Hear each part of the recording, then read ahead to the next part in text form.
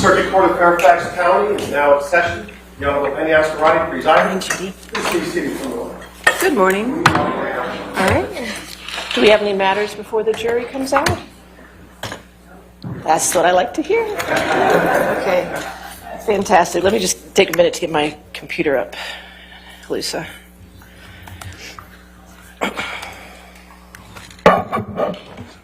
All right. Just also, I did, for the ones that are going to go back to the jury, I did take off the Depp and heard on the title, so it just has the numbers on the jury instructions. Okay? All right. Okay. We're ready for the jury.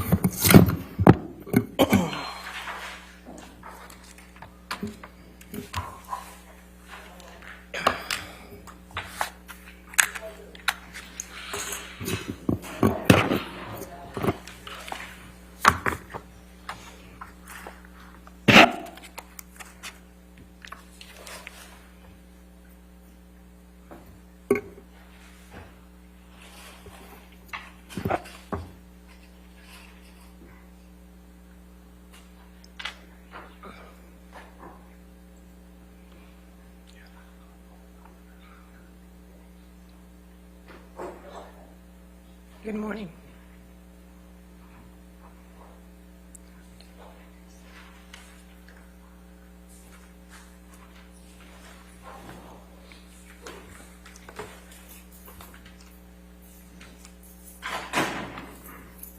Thank you. You can be seated. Thank you.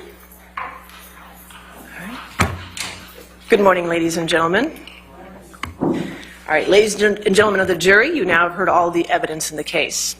Before the lawyers make their closing arguments, the court will instruct you on the instructions of law that you are to apply in deciding this case. Okay? Since it's been quite a while since I gave you the preliminary instructions, I want to remind you that in closing arguments, the lawyers will refer to the testimony and the other evidence that you will have heard, but what the lawyers say in their closing arguments is not itself evidence. Their statements are only their recollection of what the evidence in the case was. It is your collective recollection as 7 jurors of what the evidence in the case was, which shall govern your deliberations. In addition, your notes should be used only as an aid to your memory. You should not give your notes precedence over your independent recollection of the evidence. You should rely on your independent recollection of what the evidence in the case was, and you should not be unduly influenced by the notes of other jurors. I also wanted to make you aware that due to the high-profile nature of this case, the court has entered an order to seal the names of the jurors for a year, which is different than what I had instructed you in the beginning of the case, so I wanted to bring that to your attention, okay? All right. As to the following jury instructions that I'm going to give you, you'll be able to take these written jury instructions into the deliberation room with you, so you don't need to write down exactly what I say right now, because you'll all have copies of them, but I would ask for your attention while I read them to you, okay? With respect to the instructions that I'm about to give you, you may note that some of them are numbered and some of them are lettered at the top, and that the numbers and letters do not necessarily follow in any sequence or any order. Do not concern yourself with that. Some might even be missing, but just consider only the body or text of the instruction, not the headings, okay? All right, now some of the instructions may appear to be in conflict. This is because the court cannot predict your findings of fact. Therefore, the court must instruct you, the jury, on the applicable law under both the plaintiff's and the defendant's theory of the case, okay? All right. You have been chosen and sworn as jurors in this case to try the issues of facts presented. You must consider and decide this case fairly and impartially. You are to perform this duty without bias or prejudice as to any party. All persons stand equal before the law and are entitled to the same treatment under the law. Our system of law does not permit jurors to be governed by sympathy, prejudice, or public opinion.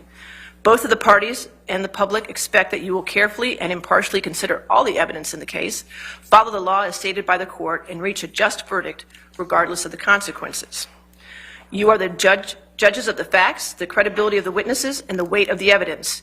You may consider the appearance and manner of the witnesses on the stand, their intelligence, their opportunity for knowing the truth and for having observed the things about which they testified, their interest in the outcome of the case, their bias, and if any have been shown, their prior inconsistent statements, or whether they have knowingly testified untruthfully as to any material fact in the case. You may not arbitrarily disregard believable testimony of a witness. However, after you have considered all the evidence in the case, then you may accept or discard all or part of the testimony of a witness as you think proper. You are entitled to use your common sense in judging any testimony. From these things and all the other circumstances of the case, you may determine which witnesses are more believable and weigh their testimony accordingly. You must not base your verdict in any way upon sympathy, bias, guesswork, or speculation. Your verdict must be based solely upon the evidence and instructions of the court. Your verdict must be based on the facts as you find them and on the law contained in all of these instructions.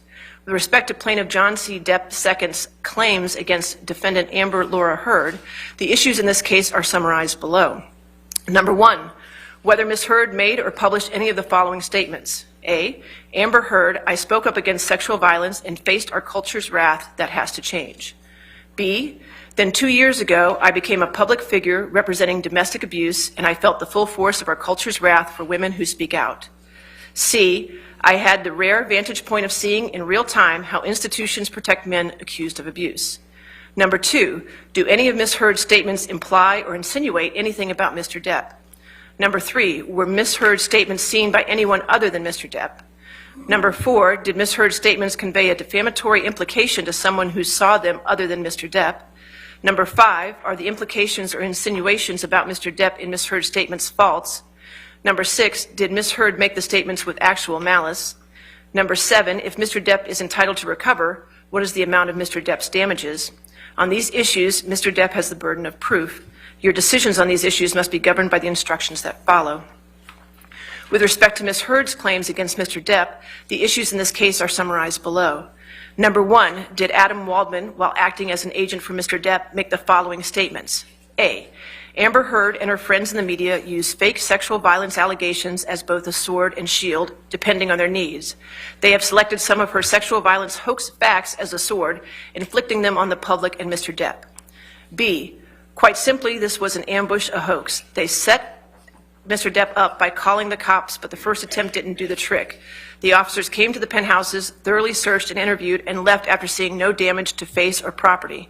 So Amber and her friends spilled a little wine and roughed the place up, got their story straight under the direction of a lawyer and publicist, and then placed a second call to 911.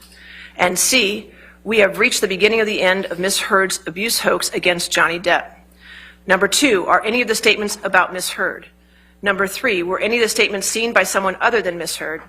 Number 4, are any of the statements false? Number 5, were any of the statements made with actual malice? Number 6, if Ms. Heard is entitled to recover, what is the amount of Ms. Heard's damages? On these issues, Ms. Heard has the burden of proof. Your decisions on these issues must be governed by the instructions that follow.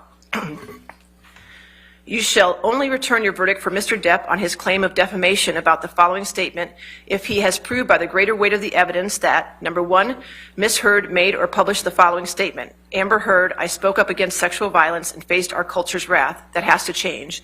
And number 2, the statement was about Mr. Depp. And number 3, the statement is false. And number 4, the statement has a defamatory implication about Mr. Depp.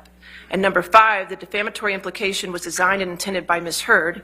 And number 6, due to the circumstances surrounding the publication of this statement, it conveyed a defamatory implication to someone who saw it other than Mr. Depp. And if Mr. Depp further proved by clear and convincing evidence, number 7, that Ms. Heard made the statement with actual malice. If Mr. Depp failed to prove any one or more of the 7 elements above, then you shall find your verdict for Ms. Heard with respect to the above statement. You shall only return your verdict for Mr. Depp on his claim for defamation about the following statement if he has proved by the greater weight of evidence that, number 1, Ms. Heard made or published the following statement. Then 2 years ago, I became a public figure representing domestic abuse, and I felt the full force of our culture's wrath for women who speak out. And number 2, the statement was about Mr. Depp. And number 3, the statement is false. Number 4, the statement has a defamatory implication about Mr. Depp. And number 5, the defamatory implication was designed and intended by Ms. Heard. And number 6, due to the circumstances surrounding the publication of this statement, it conveyed a defamatory implication to someone who saw it other than Mr. Depp. And if Mr. Depp further proved by clear and convincing evidence, number 7, that Ms. Heard made the statement with actual malice. If Mr. Depp failed to prove any one or more of the 7 elements above, then you shall find your verdict for Ms. Heard with respect to the above statement. You shall only return your verdict for Mr. Depp on his claim for defamation about the following statement if he has proved by the greater weight of the evidence that, number 1, Ms. Heard made or published the following statement. I had the rare vantage point of seeing in real time how institutions protect men accused of abuse. And number 2, the statement was about Mr. Depp.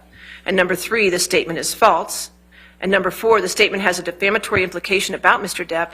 And number 5, the defamatory implication was designed and intended by Ms. Heard. And number 6, due to the circumstances surrounding the publication of the statement, it conveyed a defamatory implication to someone who saw it other than Mr. Depp. And if Mr. Depp further proved by clear and convincing evidence, number 7, that Ms. Heard made the statement with actual malice. If Mr. Depp failed to prove any one or more of the 7 elements above, then you shall find your verdict for Ms. Heard with respect to the above statement. You shall only return your verdict for Ms. Heard on her claim for defamation about the following statement if she has proved by the greater weight of the evidence that, number 1, Adam Waldman, while acting as an agent for Mr. Depp, made or published the following statement. Amber Heard and her friends in the media use fake sexual violence allegations as both a sword and a shield, depending on their needs.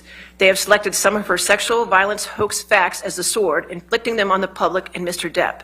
And number 2, the statement is about Ms. Heard. And number 3, the statement was seen by someone other than Ms. Heard. And number 4, the statement is false. And if Ms. Heard further proved by clear and convincing evidence, number 5, that the statement by Mr. Waldman was made with actual malice. If Ms. Heard failed to prove any one or more of the 5 elements above, then you shall find your verdict for Mr. Depp with respect to the above statement. You shall only return your verdict for Ms. Heard on her claim for defamation about the following statement if she has proved by the greater weight of the evidence that, number 1, Adam Waldman, while acting as an agent for Mr. Depp, made or published the following statement. Quite simply, this was an ambush, a hoax. They set up Mr. Depp up by calling the cops, but the first attempt didn't do the trick. The officers came to the penthouses, thoroughly searched and interviewed, and left after seeing no damage to face or property. So Amber and her friends spilled a little wine and roughed the place up, got their stories straight under the direction of a lawyer and publicist, and then placed a second call to 911. And number 2, the statement is about Ms. Heard. And number 3, the statement was seen by someone other than Ms. Heard. And 4, the statement is false. And if Ms. Heard further proved by clear and convincing evidence, number 5, that the statement by Mr. Waldman was made with actual malice. If Ms. Heard failed to prove any one or more of the 5 elements above, then you shall find your verdict for Mr. Depp with respect to the above statement. You shall only return your verdict for Ms. Heard on her claim for defamation about the following statement if she has proved by the greater weight of the evidence that, number 1, Adam Waldman, while acting as an agent for Mr. Depp, made or published the following statement. We have reached the beginning of the end of Ms. Heard's abuse hoax against Johnny Depp. And number 2, the statement is about Ms. Heard. And number 3, the statement was seen by someone other than Ms. Heard. And number 4, the statement is false. And if Ms. Heard further proved by clear and convincing evidence, number 5, that the statement by Mr. Waldman was made with actual malice. If Ms. Heard failed to prove any one or more of the 5 elements above, then you shall find your verdict for Mr. Depp with respect to the above statement. When used in these instructions, the phrase, the greater weight of the evidence, also sometimes called the preponderance of the evidence, means the evidence which you find more persuasive when evaluated against all the evidence that has been admitted in the case. The testimony of one witness whom you believe can be the greater weight of the evidence. When a party has the burden of proving any issue by clear and convincing evidence, he or she must produce evidence that creates in your minds a firm belief or conviction that he or she has proved the issue. A statement that is not directly defamatory may nonetheless suggest a defamatory meaning in an indirect way, that is, by implication. In determining whether any of the statements have a defamatory implication, you must consider the op-ed as a whole and the circumstances surrounding its publication. You should consider if these circumstances show that the words used are defamatory and relate to Mr. Depp. However, such circumstances cannot extend the meaning of the words used in the op-ed beyond their ordinary and common meaning. The proposed implication must be reasonably drawn from the words actually used. In determining whether any of the statements in the op-ed are false and defamatory as to Mr. Depp, you must read the statements in the context of the op-ed as a whole. This means you may not seize on any one word, phrase, or image, or consider only one particular statement, phrase, or passage in isolation. In determining whether any of Mr. Waldman's statements are false and defamatory, you must read those statements in context as a whole.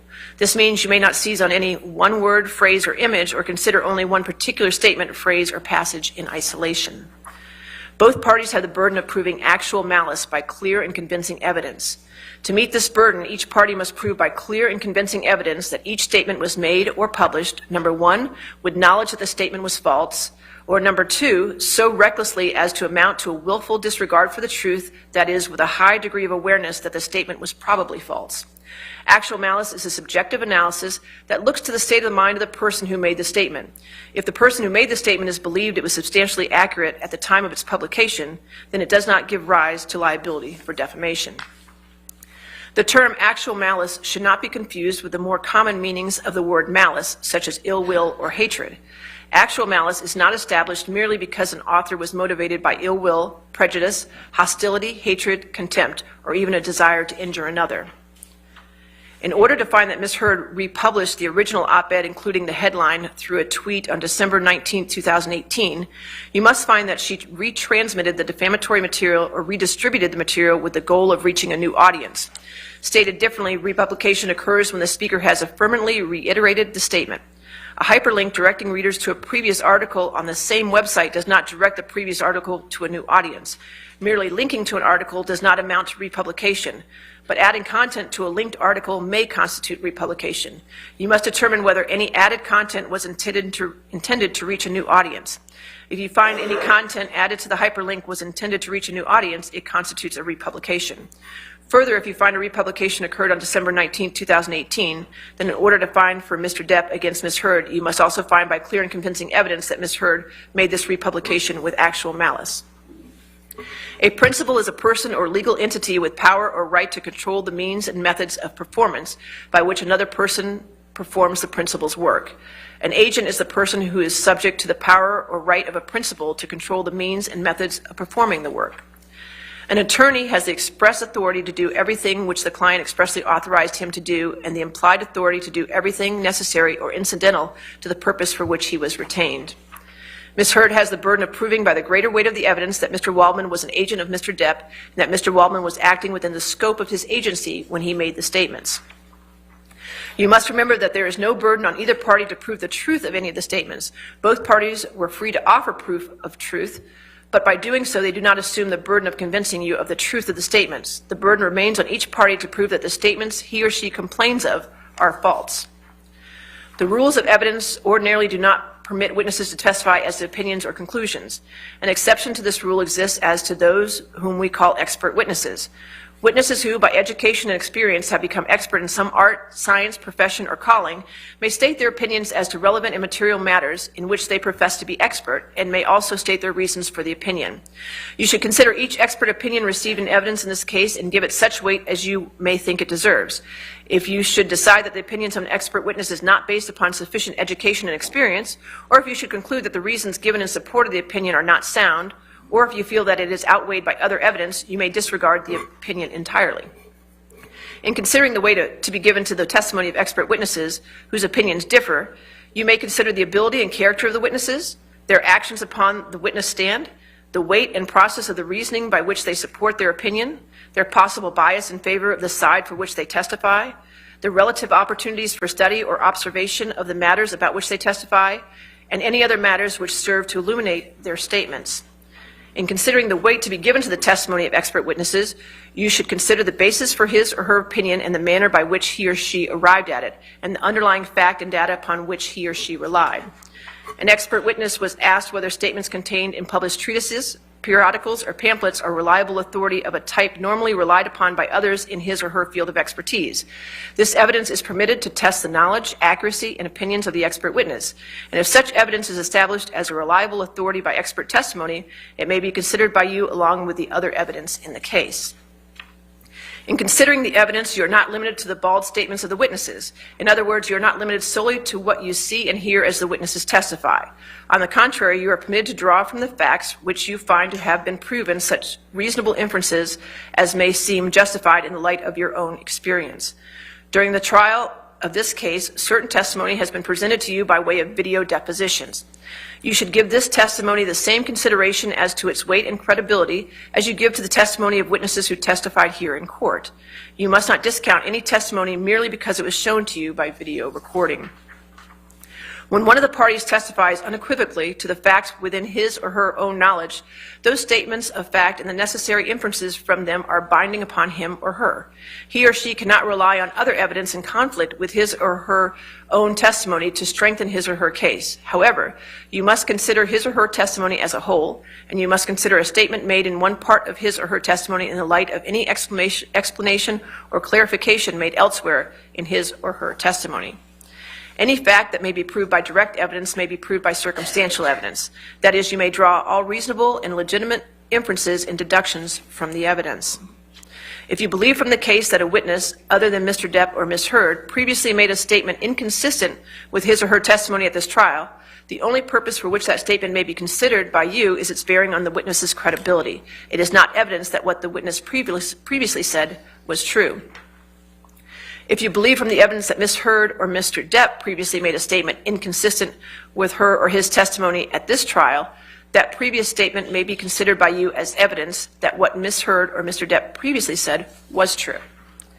In reaching your verdict in this case, you are to consider the testimony and evidence. Sometimes attorneys stated objections during the course of this trial and instructed a witness not to answer a question.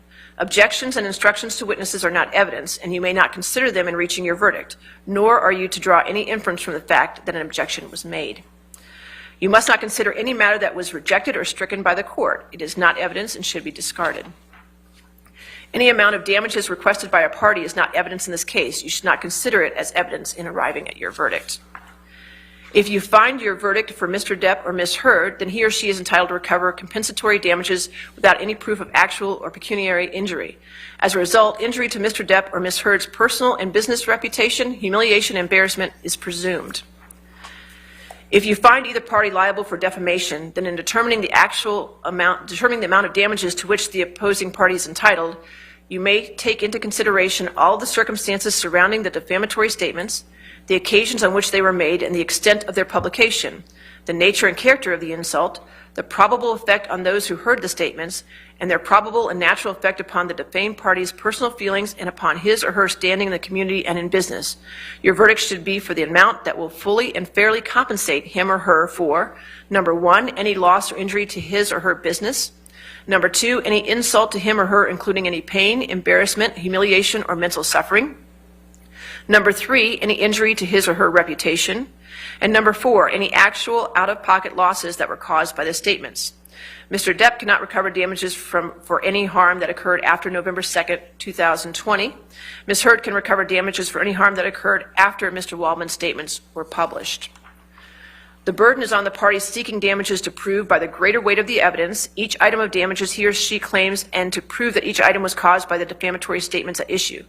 Neither party is required to prove the exact amount of damages, but the party must show sufficient facts and circumstances to permit you to make a reasonable estimate of each item. If either party fails to do so, then he or she cannot recover for that item. If you have found by clear and convincing evidence that the statements in the op-ed were made with knowledge that they were false or so recklessly as to amount to a willful disregard for the truth, that is, with a high degree of awareness that the statements were probably false, then you may award punitive damages to punish Ms. Heard for such actions and to serve as an example to prevent others from making such statements in the future. You must state separately in your verdict any amount you allow as compensatory damages, if any, and the amount you allow as punitive damages. If you have found by clear and convincing evidence that Mr. Waldman, while acting as an agent for Mr. Depp, made the statements with knowledge that they were false or so recklessly as to amount to a willful disregard for the truth, that is, with a high degree of awareness that the statements were probably false, then you may award punitive damages to punish Mr. Depp for his such actions and to serve as an example to prevent others from making such statements in the future. You must state separately in your verdict any amount you allow as compensatory damages, if any, and the amount you allow as punitive damages. All right, closing arguments.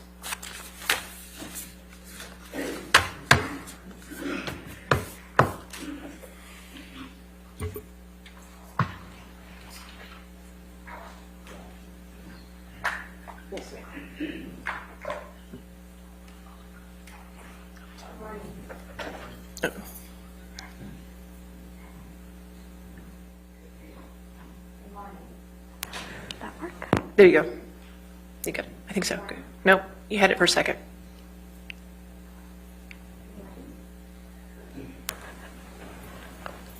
Good morning. Thank you. Let's try that again. Good morning. On May 27th, 2016, Ms. Heard walked into a courthouse in Los Angeles, California to get a no-notice ex-parte restraining order against Mr. Depp, and in doing so, ruined his life by falsely telling the world that she was a survivor of domestic abuse at the hands of Mr. Depp. Today, on May 27th, 2022, exactly 6 years later, we ask you to give Mr. Depp his life back by telling the world that Mr. Depp is not the abuser Ms. Heard said he is, and hold Ms. Heard accountable for her lies. Ladies and gentlemen of the jury, as you probably know by now, my name is Camille Vasquez. On behalf of Mr. Depp and all my colleagues at Brown Rednick, I want to thank you deeply for your time and your service over these last 7 weeks. We understand that it probably has not been convenient for you to be here every day, and we are so grateful for your time and careful consideration of the evidence as you deliberate. After weeks of sitting in this courtroom, listening to testimony and looking at evidence, now it's time for you, the jury, to come to a decision. You have been entrusted with a serious task. What is at stake in this trial is a man's good name. Even more than that, what is at stake at this trial is a man's life. The life that he lost when he was accused of a heinous crime, and the life he could live when he is finally vindicated. Exactly 6 years ago today, on May 27th, 2016, Ms. Heard walked into court and filed a false report of domestic abuse against her husband of 15 months, Johnny Depp. The scene was a setup. She tipped off the paparazzi so they would be waiting. They knew exactly where she would pause, which side of her face to photograph. And the photos captured what she wanted them to see, the image of a battered woman. What the paparazzi did not know is that the dark mark on her face mysteriously appeared 6 days after last seeing Mr. Depp. It was a lie. She knew it, Mr. Depp knew it, and the multiple witnesses you heard from who saw her that week of May 21st, 2016 also knew it. But the world only saw what she wanted them to see.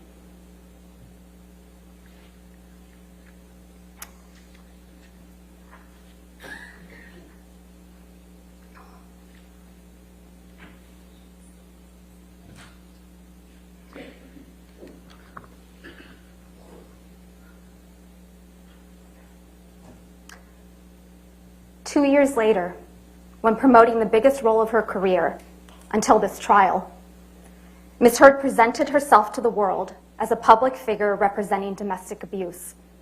The headline of the op-ed featured the term sexual violence, even though she had never before accused her ex-husband of such a heinous crime. Ms. Heard and her lawyers love to remind you of how the op-ed did not mention Mr. Depp by name. But Ms. Heard made sure that there would be no mistake about who she was referring to. She inserted 2 years ago, so the world would remember the photo of a battered woman, the mark on her face standing outside the courthouse, and they would once again see Mr. Depp as the villain, this time in full swing of the Me Too movement. But what was happening behind closed doors was quite different from what Ms. Heard presented to the world. The exact opposite, in fact. There is an abuser in this courtroom, but it is not Mr. Depp. And there is a victim of domestic abuse in this courtroom, but it is not Ms. Heard. The evidence presented at this trial has shown that Ms. Heard is in fact the abuser, and Mr. Depp the abused. As you heard from Mr. Depp and multiple other witnesses that testified under oath at this trial, Mr. Depp experienced persistent verbal, physical, and emotional abuse by Ms. Heard during their relationship. And when their relationship was over, Ms. Heard inflicted the greatest and cruelest injury of all. She publicly and falsely named Mr. Depp as the abuser. Ms. Heard never thought she would be held accountable, never thought that she would have to face her abuser. She never thought she would have her supposed mountain of evidence vetted. She never thought that Mr. Depp would tell you, the jury, and the world that he was the real victim of domestic abuse. She said it in her own words.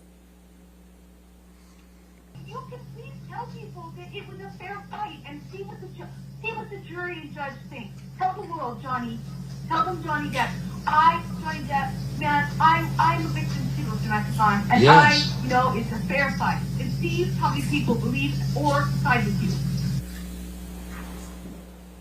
At the start of this case, Mr. Chu and I stood before you to give you our opening statements on behalf of Mr. Depp. During that statement, we made promises to you about what the evidence would ultimately show at the end of this trial. We've kept those promises. One of those promises we made was that you would come to understand who Ms. Heard is, that she is a deeply troubled person, violently afraid of abandonment, desperate for attention and approval. And in her relationship with Mr. Depp, she was violent, she was abusive, and she was cruel. You heard from Dr. Shannon Curry, who explained that Ms. Heard suffers from borderline personality disorder and histrionic personality disorder. These are disorders that are characterized by anger, sometimes uncontrollable and explosive anger, and a powerful, sometimes desperate need for attention, acceptance, and approval. Fear of abandonment is the deepest fear. A person with these disorders will suffer from dramatically fluctuating moods and can sometimes be violent and aggressive. They can also be charming and likable, but they can be incredibly manipulative and wild. An emotional roller coaster with wild swings, from idolizing their partner to devaluing him.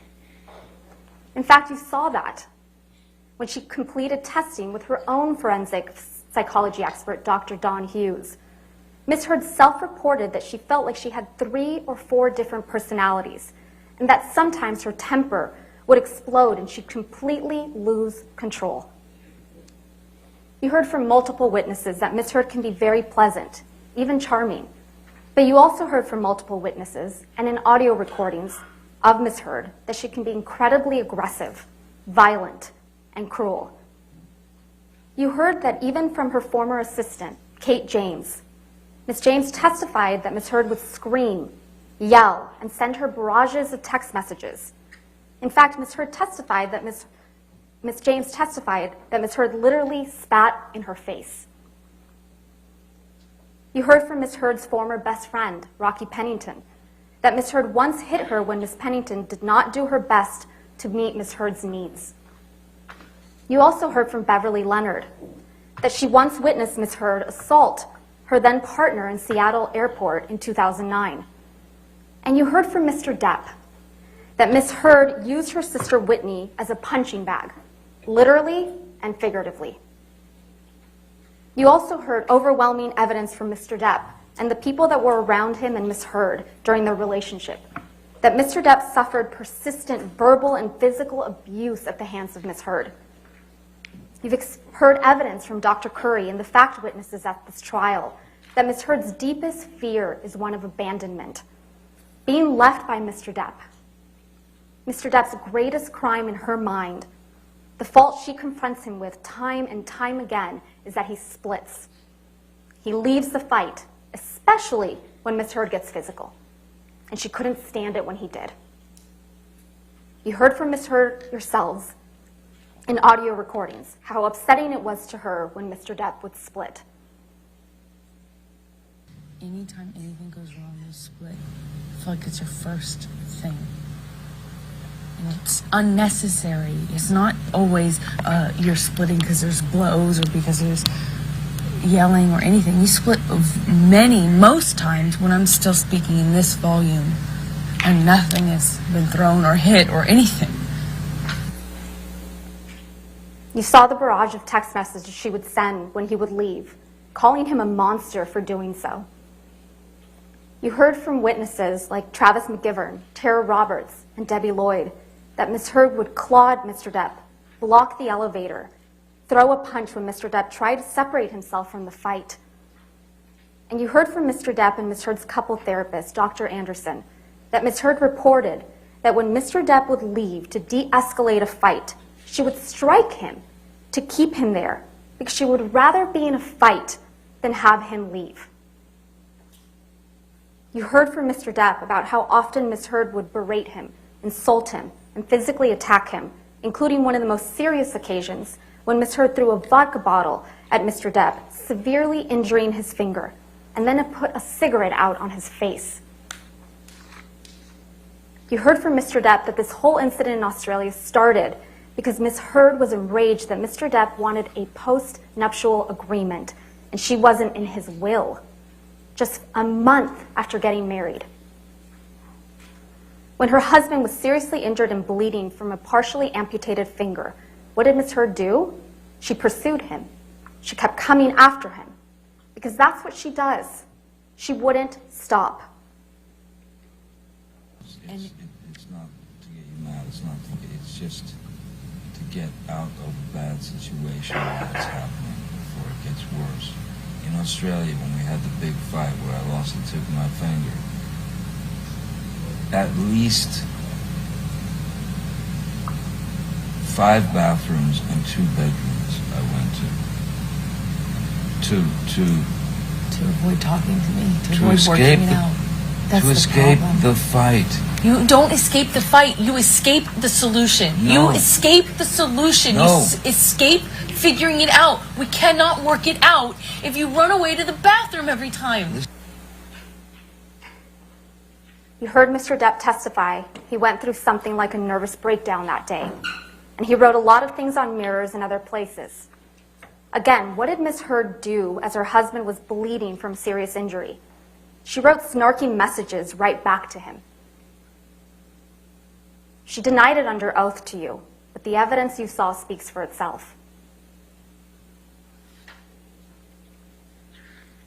You heard from Mr. Depp's security, Sean Bett, who was aware of constant arguing and bickering. He witnessed Ms. Heard calling Mr. Depp names. Fat ass. Fuck you, Johnny. Mr. Bett testified that he saw and documented injuries on Mr. Depp.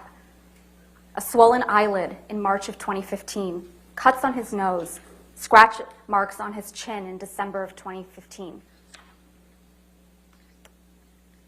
And you heard from Travis McGivern, who testified that Ms. Heard called Mr. Depp names like washed up, fucking cunt, and worst of all, a fucking deadbeat dad.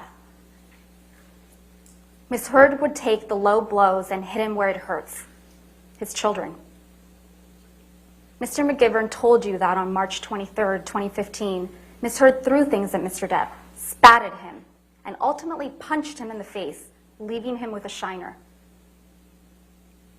You heard testimony from Malcolm Connolly, another security member, who testified he saw Ms. Heard throw things at Mr. Depp, a cigarette lighter on a plane, a soda can from upstairs at the Eastern Columbia building. He never saw marks on Ms. Heard, but he saw marks on Mr. Depp. Scratches, bruises on his left eye, scratches on his left ear.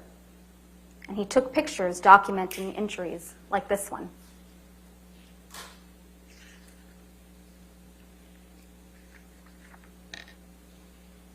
You also heard from Tara Roberts, a manager at Mr. Depp's Island, who witnessed Ms. Heard telling Mr. Depp that he was washed up and would die fat and lonely. You also heard from Ms. Roberts that she witnessed Ms. Heard clawing and grabbing at Mr. Depp, grabbing his hair, trying to pull him back to her, and Mr. Depp had a visible injury to his nose on that occasion. Most importantly, you heard from Ms. Heard yourselves on multiple audio recordings, admitting to being physically violent with Mr. Depp. You heard Ms. Heard admit to hitting Mr. Depp. And then you fucking clocked me. I remember hitting you as a response to the door thing.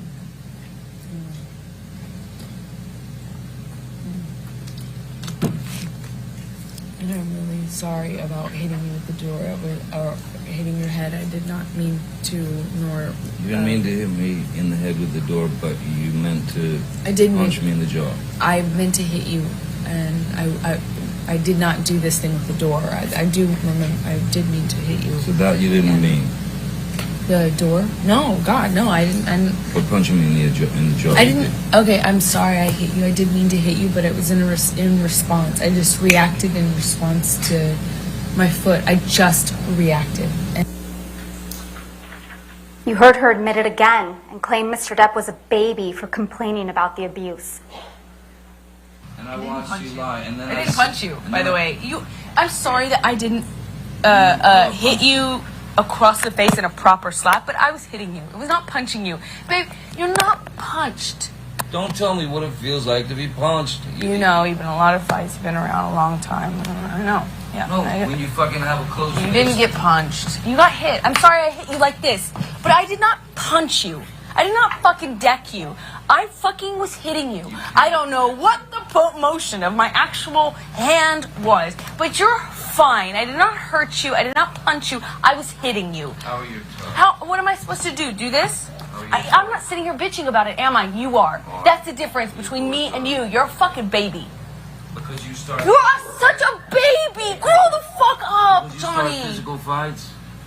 I did start a physical fight. Yeah, you did. So I had Because- to get the fuck out of there. Yes, you did. So you did the right thing, the big thing. You know what? You are admirable. Take a minute to really think about what you just heard there. Quote, "I'm sorry that I didn't hit you across the face in a proper slap, but I was hitting you. I was not punching you. Babe, you're not punched." Imagine that was Mr. Depp saying that to Ms. Heard on that recording. Let's play one more.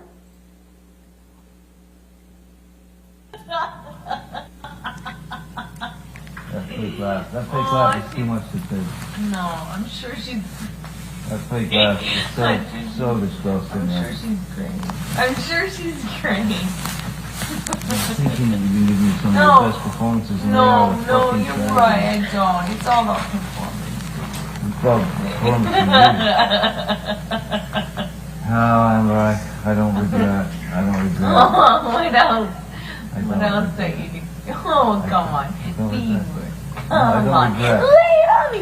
What else? What else other things do you want to add? Can't talk to You you when you fucking sound lying like piece. Foggy But you Bear. what? Oh, Like no, a I kid want show. to know. I want Get out of your Ubers out. I'm kind of waiting. You go get it. Yeah, I'll be in the Wait, is there no other place for you to run in your 1,500 houses to go run? Come on, go be a real married man. Go deal with your shit the way that a man does. Go run to the next house. Every man does. Yeah. Go. Run away. This is the real Ms. Heard, the one in the audio recordings, not the one you saw in this courtroom. What you didn't hear on a single recording you heard in this case, and there were many played by both parties, is Mr. Depp ever admitting to hitting, punching, or kicking Ms. Heard. You didn't hear it. It doesn't exist. It didn't happen.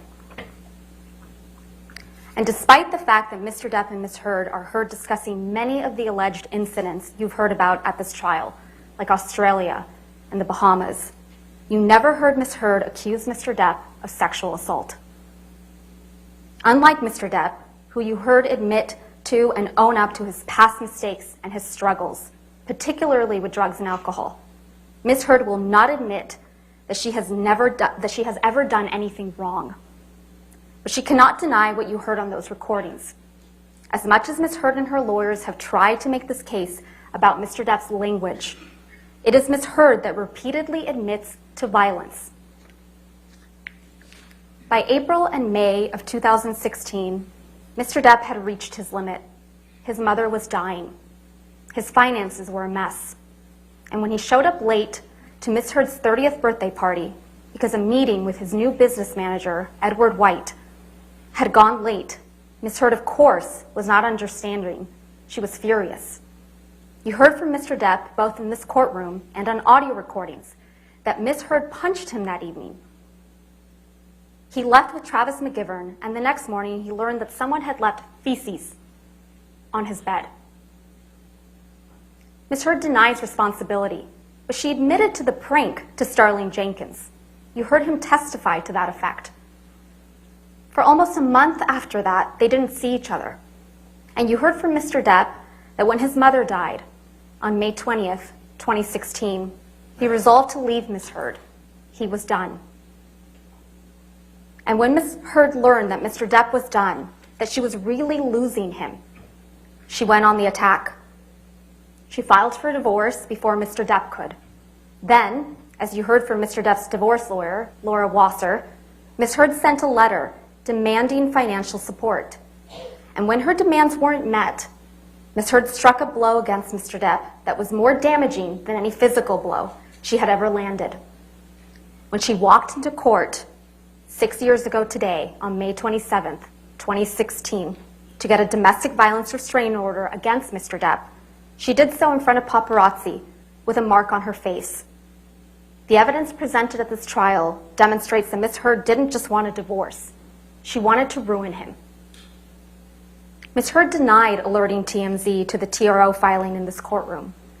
But you heard testimony from Morgan Tremaine that TMZ knew to go to the courthouse, knew what side of her face the alleged bruise was on, and that Ms. Heard would pause. She would pause for paparazzi, who got the photos that ended up splashed across newspapers and magazines. Ms. Heard testified that she did not personally give photographs of her apparent injuries to People magazine, but somehow these pictures that she took and maintained on her devices ended up on the cover of People magazine 1 month later.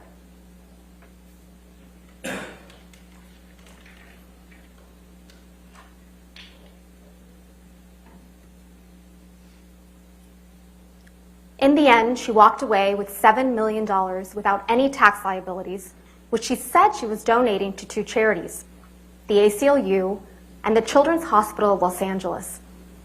The ACLU, they got less than $1 million from her. And the Children's Hospital, they got $250,000. But that didn't stop Ms. Heard from telling the world that she donated everything, because remember, she wanted nothing. And she had donated everything. The word donated. And that didn't stop her from testifying under the penalty of perjury that she had donated it. Ms. Heard tried to tell you that pledge and donate mean the same thing. She claims she hasn't given the money because she was sued, but you've heard uncontested evidence that she had the money for 13 months prior to this lawsuit being commenced by Mr. Depp. She had all the money and had month after month after month to fulfill her pledge and actually donate the money. But she didn't. She also told you that she never fulfilled the pledge because Mr. Depp sued her for defamation. That's a blatant lie. After the divorce was finalized, when she sought to initiate an arbitration against Mr. Depp for defamation 3 months before the op-ed was even published, and 6 months before Mr. Depp filed this lawsuit. Not only does this contradict Ms. Heard's excuse for not making donations, it contradicts her narrative that she just wants to move on with her life, that she just wants Mr. Depp to leave her alone. Lies. That is Ms. Heard's narrative. Lies upon lies.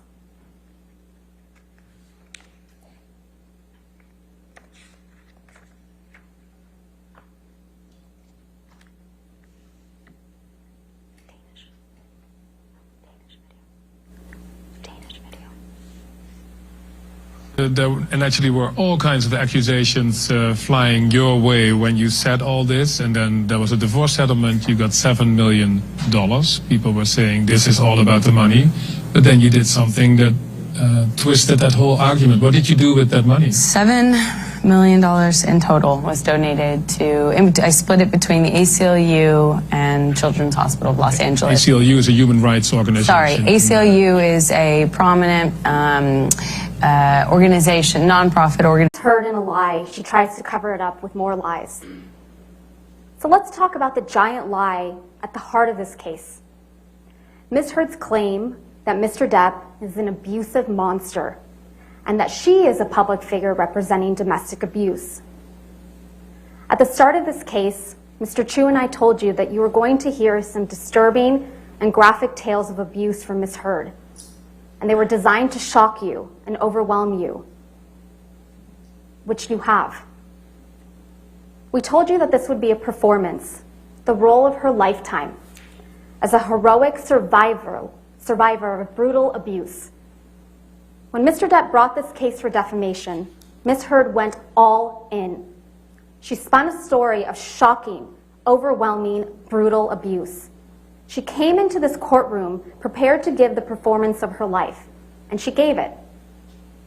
Ms. Heard's acting coach, Christina Sexton, testified that Ms. Heard has difficulty crying when she is acting. You saw it. Ms. Heard sobbing without tears, while spinning elaborate, exaggerated, fantastical accounts of abuse and everything going on in her mind almost a decade prior while enduring that abuse. It was a performance.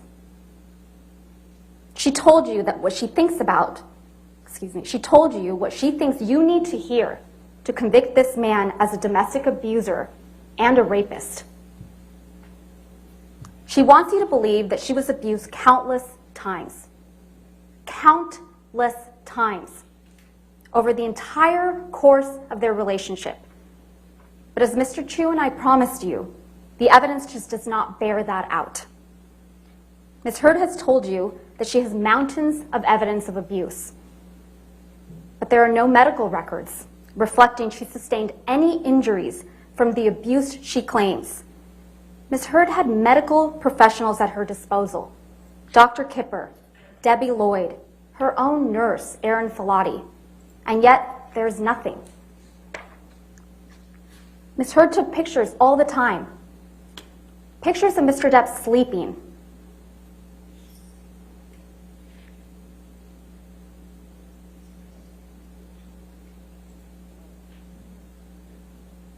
Pictures of cocaine. Pictures of property damage. Pictures of herself. And as an actress, she was photographed all the time. Where are the pictures of the horrific injuries Ms. Heard describes? Ms. Heard also took audio recordings and videos frequently. Where are the videos of Mr. Depp attacking her? Where are the audio recordings of Mr. Depp admitting to or apologizing for physical abuse? There are none. What Ms. Heard has, and what you've seen multiple times, is a video of Mr. Depp banging some cabinets around in a kitchen. A video that, based on the testimony you heard from Morgan Tremaine, the former TMZ employee, Ms. Heard seems to have sold to TMZ right before she was deposed in connection with her divorce from Mr. Depp.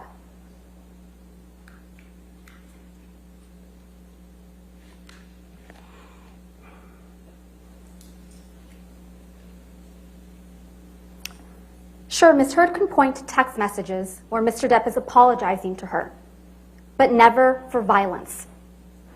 Ms. Heard's counsel showed you Defendant's Exhibit 325, where Mr. Depp says sorry for, quote, my behavior. I'm a fucking savage. But this is not an apology for violence.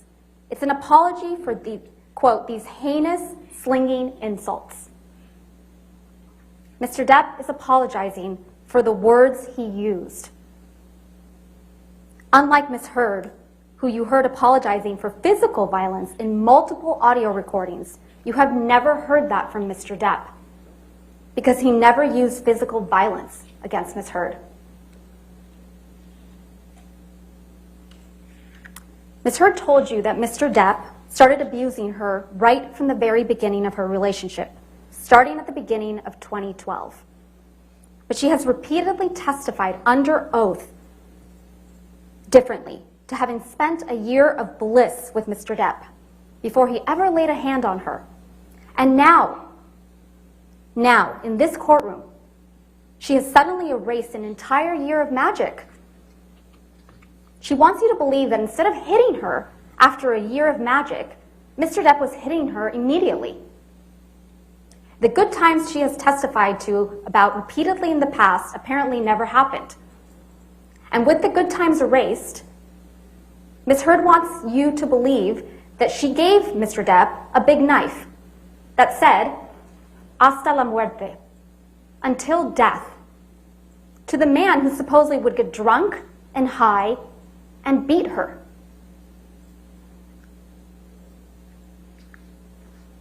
Ms. Heard admitted to you during this trial that Mr. Depp always wears big, chunky rings on every finger. According to her, he was wearing these rings when he'd slap her, hit her, punch her in the face. But you have not seen a single photograph that reflects the serious injuries Ms. Heard would have sustained if this was true. Not one. Ms. Heard testified to an incident in March 2013 when Mr. Depp supposedly hit her multiple times in the face while wearing rings. And this is what her face looked like afterwards.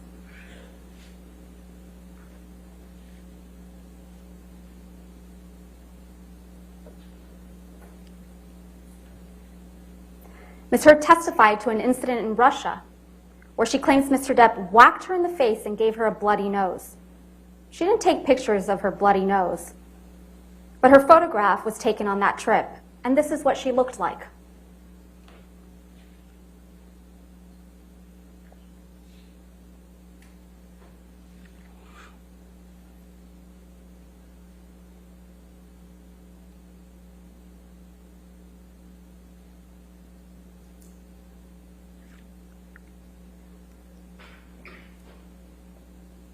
Ms. Heard told you that there was an incident the night of the Met Gala in May 2014 when Mr. Depp supposedly whacked Ms. Heard in the face, leaving her with a red, discolored, and swollen nose that she felt was broken. Ms. Heard didn't show you any photographs of these alleged injuries, but photographs were taken of her the following night, and there were no visible injuries to Ms. Heard's face.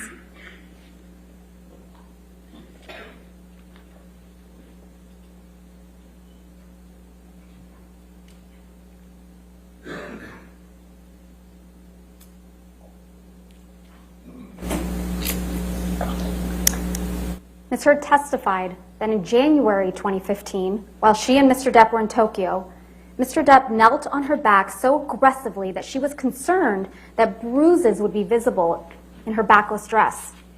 Here's Ms. Heard in that backless dress.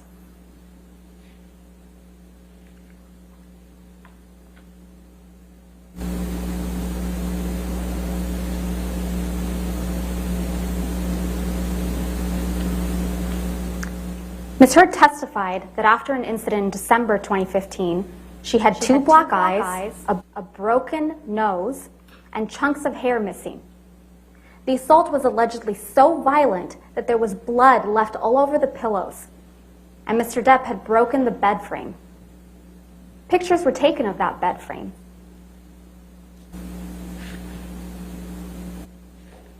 And in that picture, there appears to be a pocket knife on the bed.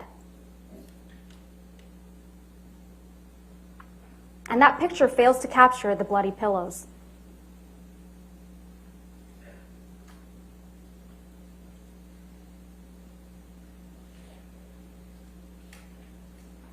And here is what Ms. Heard looked like on the James Corden show the next day.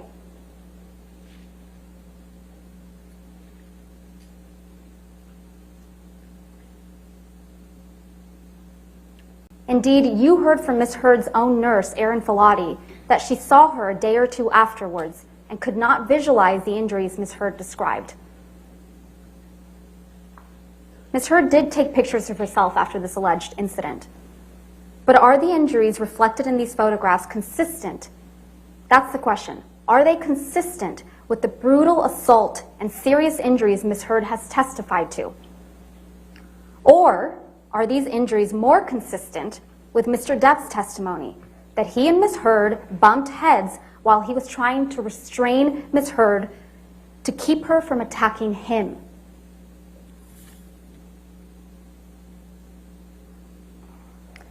Out of Australia, where Mr. Depp sustained the most serious injury from his relationship with Ms. Heard spun a story of horror.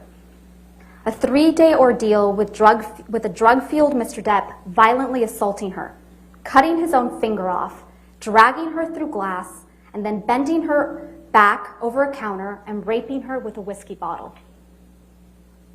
She claimed that she had bruises on her face, cuts all over her arms and feet, and was bleeding from her vagina from the sexual assault. And what did Ms. Heard say she did? She went upstairs, took some sleeping pills, and went to sleep. The next morning, she took pictures of the mirrors her husband had written on in paint using his amputated finger. She took no pictures of herself, her alleged injuries, or the property damage she testified to in this courtroom. When Malcolm Connolly, Jerry Judge, Dr. Kipper, and Nurse Debbie Lloyd arrived to extract Mr. Depp and get him medical treatment for his finger injury, you heard from Mr. Connolly, Dr. Kipper, and Ms. Lloyd. All of them testified they did not observe any injuries to Ms. Heard, and no one, including Ms. Heard, testified that she sought medical treatment. You also heard from Ben King. He also saw Ms. Heard right after this alleged incident. He flew home with her to Los Angeles. He testified that Ms. Heard didn't want to leave, that she said, "I can't leave, I can't leave. It will be the end if I leave." He also testified that once they did leave for Los Angeles, Ms. Heard asked him if he ever got so mad he just lost it. When Ms. Heard arrived in Los Angeles, she saw Travis McGivern, who also testified he observed no injuries, and her personal nurse, Erin Filati, who documented no requests for medical treatment and no injuries in her nursing notes for Ms. Heard. You heard from Mr. Depp's sister, Christy, that she also saw Ms. Heard when she arrived back to Los Angeles and observed no injuries on Ms. Heard. Christy testified that when she told Ms. Heard her fighting with Mr. Depp was unsustainable, Ms. Heard responded that Christy should get off her cross, that Mr. Depp liked her feisty. Ms. Heard's testimony about what occurred in Australia just doesn't add up. That's because there was a monster in that house in Australia, but it wasn't Mr. Depp. It was Ms. Heard. Other than Ms. Heard's testimony, all the evidence you've seen in this trial shows that it was Ms. Heard who attacked and grievously wounded Mr. Depp when she threw a vodka bottle at him, severing his finger. Mr. Depp told Dr. Kipper that when Dr. Kipper arrived to treat Mr. Depp's finger. You've seen the pictures of the bar area in Australia with the broken vodka bottles on the ground and trails of blood drops on the floor and a bloody tissue on the floor. You've heard from Ben King that the tip of Mr. Depp's finger was found in the same bar area. And you heard from Dr. Gilbert that the injury to Mr. Depp's finger could have been caused exactly as he described. And interestingly, you heard from Christina Sexton that Ms. Heard told her that Mr. Depp injured his finger while swinging a bottle around. Not smashing a phone, as Ms. Heard surmised in this courtroom, but swinging a bottle around. You also heard from Ms. Sexton that Ms. Heard first told her about the bottle rape in Australia while Ms. Sexton was at Ms. Heard's home, meeting with her lawyers, the day before Ms. Sexton was scheduled to be deposed in this case. The evidence presented at this trial shows that this is not the only time that Ms. Heard disclosed a sexual assault at a convenient time for purposes of litigation she's involved in. The first time Ms. Heard claimed that Mr. Depp sexually assaulted her in the Bahamas in December 2015 was after Tara Roberts, the manager of Mr. Depp's island, submitted a sworn statement in the UK action describing the incident she testified to in this courtroom, where Ms. Heard chased Mr. Depp out of the house, was yelling and then pleading with Mr. Depp to stay while clawing at his hair and clothes, and left Mr. Depp with an injury to his face. That's the first time she disclosed it, after there was contrary evidence. Ms. Heard testified about another incident just 2 weeks after the events in Australia, where Mr. Depp supposedly attacked Ms. Heard and almost pushed her sister Whitney down the stairs. Whitney is the only witness that you heard from that backs up Ms. Heard's version of events. She's it. And the only witness, other than Ms. Heard, who claims to have seen Mr. Depp physically attack Ms. Heard. But just like Ms. Heard's version of the events in Australia, her testimony about the staircase incident and that of her sister Whitney's just doesn't square up with the other evidence in this trial. Their testimony is contradicted by the testimony of Travis McGivern and Debbie Lloyd, who were there that night. Ms. Heard and Whitney testified that Mr. Depp threw a Red Bull can that hit or almost hit Ms. Lloyd. Ms. Lloyd testified that never happened. Mr. McGivern testified that it was Ms. Heard who threw a can at Mr. Depp. Ms. Heard testified that Whitney was between her and Mr. Depp when she punched him. Mr. McGivern testified that he was the one between Ms. Heard and Mr. Depp when Ms. Heard punched Mr. Depp. Ms. Heard testified that Mr. Depp was able to get his hands in her hair, yank her, and then hit her in the face with the cast he had on. But you heard from Ms. Lloyd and Dr. Colbert, Mr. Depp's medical doctor, who treated Mr. Depp's finger injury, that Mr. Depp's finger was in a delicate state. He had a pin in his finger, a skin graft, and a soft cast that immobilized Mr. Depp's 2 middle fingers. And tellingly, the only picture of an injury from this incident is of Mr. Depp with a shiner.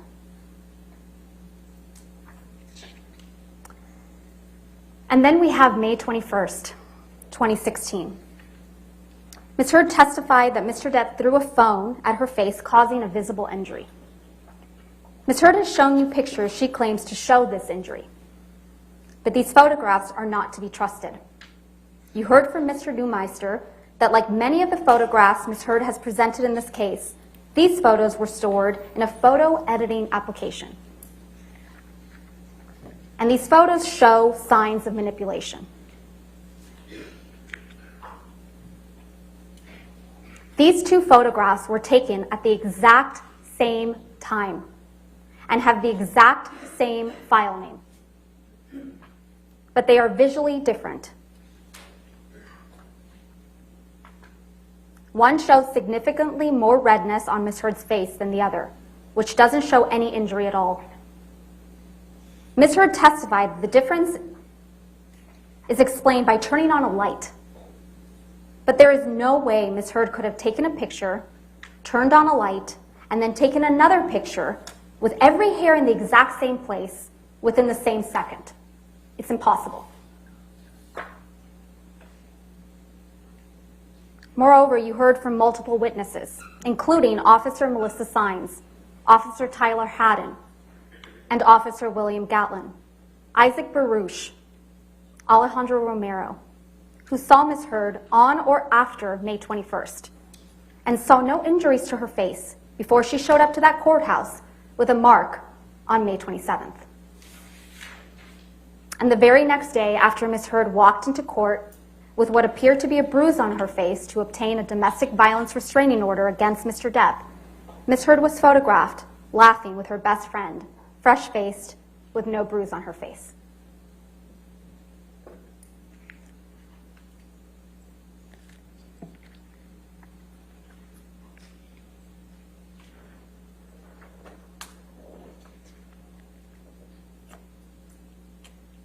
The mountain of evidence that Mr. Depp abused Ms. Heard is simply not there. What we have is a mountain of unproven allegations that are wild, over the top, and implausible. And you can't pick and choose which of these wild allegations to believe and which ones to disregard. You either believe all of it or none of it. Either Mr. Depp sexually assaulted Ms. Heard with a bottle in Australia, or Ms. Heard got up on that stand in front of all of you and made up that horrific tale of abuse. Either she's a victim of truly horrific abuse, or she is a woman who is willing to say absolutely anything. It is disturbing to think that Ms. Heard would make up the horrific tales of abuse that she testified to in this courtroom. But this case doesn't come down to whether you believe Ms. Heard or you believe Mr. Depp. This case comes down to whether you believe Ms. Heard or you believe Mr. Depp, Christy Dombrowski, Sean Bett, Malcolm Connolly, Travis McGivern, Starling Jenkins, Keenan Wyatt, Dr. Kipper, nurses Debbie Lloyd and Aaron Filati, Tara Roberts, Ben King, Kate James, Kate Moss, Dr. Colber, Morgan Knight, Morgan Tremaine, Officers Melissa Sines, Officers Tyler Haddon, Officer William Gatlin, and Beverly Leonard. What Ms. Heard testified to in this courtroom is the story of far too many women. But the overwhelming evidence and weight of that evidence shows that it is not her story. It's not Ms. Heard's story. It was an act of profound cruelty, not just to Mr. Depp, but to true survivors of domestic abuse. For Ms. Heard to hold herself out as a public figure representing domestic abuse. It was false, it was defamatory, and it caused irreparable harm. And to talk more about that, I'm going to turn it over to my colleague and my friend, Mr. Chu.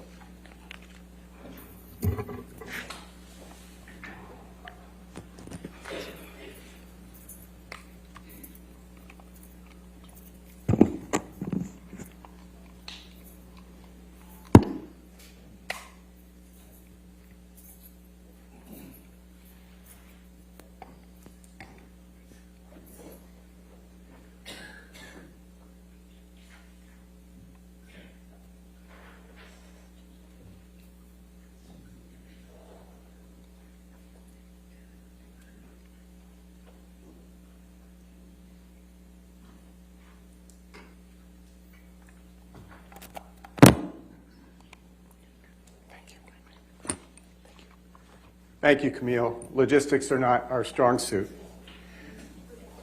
And thanks to all of you, truly, for taking so much time over these last several weeks to listen to Mr. Depp, to his friends, to his family, and to so many others who have come forward physically in this courtroom, some from a very long distance, to tell you the truth, and to finally, after so many years, to correct the record. As Ms. Vasquez said, you have now come to know the real Amber Heard. Scary. We also told you at the start of this trial that you were going to come to know the real Johnny Depp, not the many characters you've seen him play so wonderfully in the movies, but the man himself. We kept that promise. You've met the real Johnny Depp. You have heard that Mr. Depp came from humble, very difficult beginnings. You have heard from Mr. Depp's big sister, who's here in the courtroom today, Christy Dombrowski, who told you how Mr. Depp grew up in a deeply troubled household with a mother, Betty Sue, who was physically abusive and mentally cruel. As Ms. Dombrowski testified, one of the names that Betty Sue called Mr. Depp when he was a little boy was One Eye, because he had to wear an eye patch for some time. His mother used to hit his father and the kids, including young Mr. Depp. And when his mother got violent, Mr. Depp would retreat and find a place to hide. Sometimes he and his sister Christy would find a place to hide together. Mr. Depp never hit back. And like his father, he either stood up and took the violence or he retreated from it. Those are habits he returned to later when he found himself in a relationship with another person who returned his love with abuse, with physical abuse. And despite this long, unhappy history with his mother, Johnny never turned his back on her. In her elder years, Mr. Depp moved his mother to California, and he moved her to Los Angeles right across the street from his house, so his two children could get to know her. He hired nurses for his mother. He made sure to take care of her and to make her comfortable. She never went to hospice. She had the nurses make her comfortable to the day she died. And from those humble and difficult beginnings, Mr. Depp grew into one of the greatest actors and movie stars of his generation. Now, he came to Los Angeles with his first love as a young man, planning to be a musician. Music had been a part of his life ever since he found peace himself in his room as a young boy when he was escaping. And he learned to play the guitar and would use it as solace. But it was an actor as his star began its rise, as he appeared in films too many to mention, including, of course, his iconic role as Captain Jack Sparrow in the Pirates of the Caribbean franchise. Fame came with challenges to Mr. Depp and his family. It was a strange experience for a shy young man from Kentucky to be thrust into the limelight, pursued by paparazzi, and to have even his very name become a brand. But he did his best to live a private, quiet life, and despite it all, and over the years built a reputation as a respected artist and as a decent, very well-liked man, which you've heard from many people. Mr. Depp dated major figures like Winona Ryder, Kate Moss, and Vanessa Paradis, with whom he spent 14 years together and with whom they had their children. Before Amber Heard, ladies and gentlemen, no woman ever before Amber Heard ever claimed that Mr. Depp raised a hand to her in his 58 years. And no other woman since Ms. Heard made that false claim back on May 27th, 2016, and repeated it in her December 2018 op-ed Has any woman come forward since? This is Me Too without any Me Too. To the contrary, ladies and gentlemen, you heard Kate Moss 2 days ago testify. This is a woman who has never testified in any proceeding, ever. A very private person. Testified that Mr. Depp never abused her and that Ms. Heard lied to you. And she lied to you twice when she told you. Objection, Your Honor. That, Ms. Sure.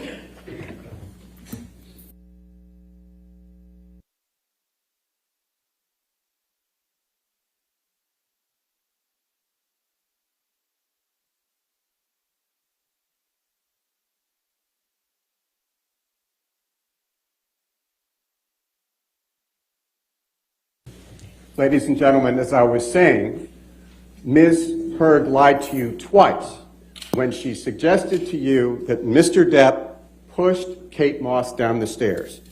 You told her, you heard her say just 2 days ago that Mr. Depp never did that, and he never hit her, and he never kicked her. That was one of... Objection, Your Honor. That's not what you testified to. Exactly we what just you discussed testified. that. Overruled. Thank you, Your Honor. They're still at it. Ms. Heard and her lawyers have spent much of this trial talking about drugs and alcohol. Mr. Depp is no saint, and he has never claimed to be one. He has made mistakes in his life, as we all have. Yes, he has struggled with drugs and alcohol, but you never heard him deny that. We told you that in the opening statement. He owns his flaws. He admits to them. He told you all about them. But he is not a violent abuser. He's not an abuser, as Ms. Heard claims. And he did not and does not deserve to have his life, his legacy, destroyed by a vicious lie. And this is, as Ms. Vasquez said, this is the 6th anniversary of that. There is a world of difference between having substance abuse problems and being a physical abuser. Ms. Heard falsely accused Mr. Depp of beating her. That was her first allegation, and you know why, and you know that wasn't true. Then, years after the fact, for the first time, she accused him of raping her. The lies have grown and metastasized over time, and they need to be stopped. And those false accusations have caused more harm to Mr. Depp than her fists ever did. And make no mistake, Ms. Heard has admitted, unlike Mr. Depp, Ms. Heard has admitted on the audio tapes you've heard at this trial, and Ms. Vasquez just played you a few of them, she has admitted repeatedly to physically abusing Mr. Depp. And I would just like to take a minute to talk about the harm to Mr. Depp and his family. You have heard from several of the people in Mr. Depp's life about the damage Ms. Heard's lies have done to him. You heard from his sister Christy, who told you how hard it has been on his family and on her little brother personally. You heard from Mr. Depp's friend of 4 decades, and that speaks volumes about Mr. Depp. He has lifetime friends who appear for him. Mr. Baruch told you how Mr. Depp and his family had been, quote, completely wrecked, unquote, by Ms. Heard's lies. You heard Mr. Depp testify that he has lost nothing less than everything because of Ms. Heard's lies. Nothing less than everything. You heard about Mr. Depp's children, Jack and Lily Rose. His children have had to hear these allegations since 2016. And then when that started to die down, they had to hear them again. This time in December 2018, this time in the Washington Post, which is a national and international publication. And Mr. Depp has had to live with the knowledge that his children will keep hearing those false rumors and statements against him. Mr. Depp has millions of fans, people who grew up watching him on 21 Jump Street, which is something you heard Miss Heard mock on one of the tapes that was played to you. Or they grew up watching him play the swashbuckling pirate Captain Jack Sparrow in the Pirates of the Caribbean movies, or Willy Wonka. Mr. Depp means something to those people, and those people mean a lot to Mr. Depp. He's a fond memory from childhood or adolescence, or adulthood. And to tarnish him as an abuser is to destroy him in the eyes of many of these people who will never look at him the same way again. And because of what Ms. Heard did, and because of what she said, Mr. Depp will go to his grave knowing no matter what he does, no matter the outcome of this trial, there are people who used to look up to him who now believe that he beat a woman, which is the worst thing you can say about a man. Beyond the personal and emotional effects of Ms. Heard's lies, their impact on Mr. Depp and his family, the damage she inflicted on his reputation and career is undeniable. There's an old saying that a good reputation takes a lifetime to build, but only a second to destroy. Mr. Depp spent, in fact, a lifetime building his reputation as one of the greatest actors and movie stars of his generation, an iconic figure respected and liked throughout Hollywood and recognized and admired throughout the world. You heard evidence from Jack Wiggum, who was here today, Mr. Depp's agent, who explained that Mr. Depp, quote, was very well regarded and respected by peers in the artistic community, unquote. And you heard further testimony from Mr. Wiggum that Mr. Depp had a deal with Disney to play Captain Jack Sparrow in the 6th movie sequel of the Pirates of the Caribbean franchise for $22.5 million. But, as Mr. Wiggum explained, all of that changed when Ms. Heard published her op-ed in December of 2018 in the Washington Post.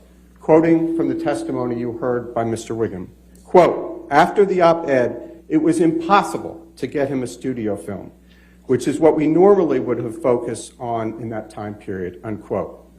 Another quote, it was on the damage, the impact of this op-ed, as opposed to the other stories that you saw, the other publications. Mr. Wiggum explained why this one was so damaging. Quote, it was a first-person account. I mean, from the victim. It's extremely impactful. You know, with respect to Johnny, it was catastrophic because it was coming from a first-person account. It was not from a journalist. It was coming from someone observing. It was from someone saying, this happened to me, unquote. You also heard from Richard Marks, an expert in the inner workings of Hollywood and the entertainment industry, who explained that the impact of Ms. Heard's allegations on Mr. Depp was devastating. Quote, it's devastating. It's the type of claim, the Me Too claim of sexual violence, domestic abuse, that has canceled a list of actors, unquote. And for many, and Mr. Depp would agree with this, rightfully so, Me Too is an important movement, a movement that Mr. Depp supports and believes in. It's for true survivors of abuse, not Ms. Heard. True victims need protection, and true perpetrators need to face the repercussions. But as you heard in this case, Amber Heard is not a true victim, and Mr. Depp certainly is not an abuser. Again, nobody has come out of the woodwork to say, Me Too. This is the unique and singular Me Too case where there's not a single Me Too. In fact, to the contrary, Kate Moss, who was in a romantic relationship with Mr. Depp for 3 years, which he broke off, came forward to say, no, he never pushed her down any stairs. And you heard Doug Banya, an expert in internet and social media analytics, testify to the impact that Ms. Heard's allegations had on Mr. Depp's popularity. Ms. Heard's lawyers tried to tell you that all of the damage done to Mr. Depp's career was because of his own behavior, because he was sometimes unprofessional or sometimes late to set. But that doesn't hold up.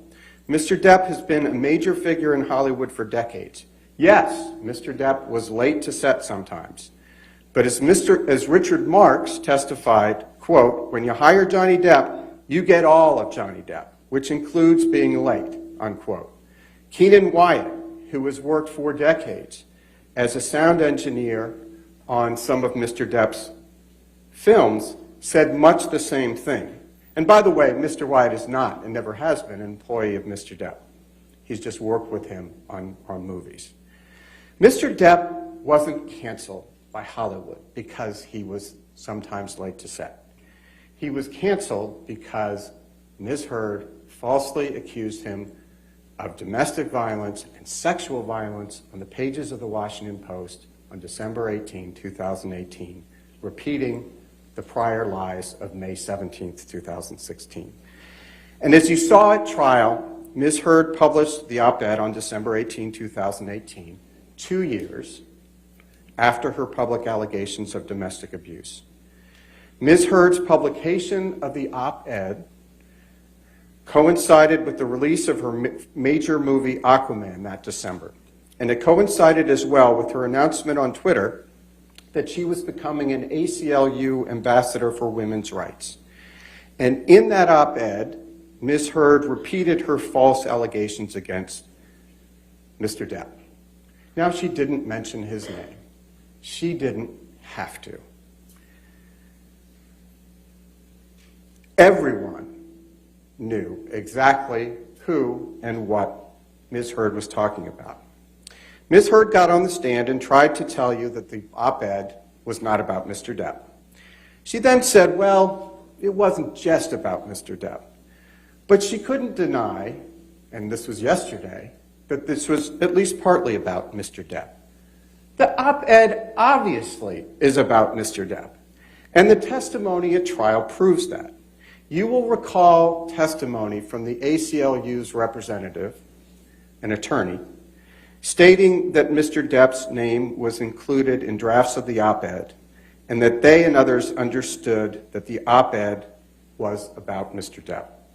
Specifically, the ACLU representative testified, among other things, quote, based on my review of prior drafts of the op-ed, I knew that she was referring to Johnny Depp and the marriage, unquote.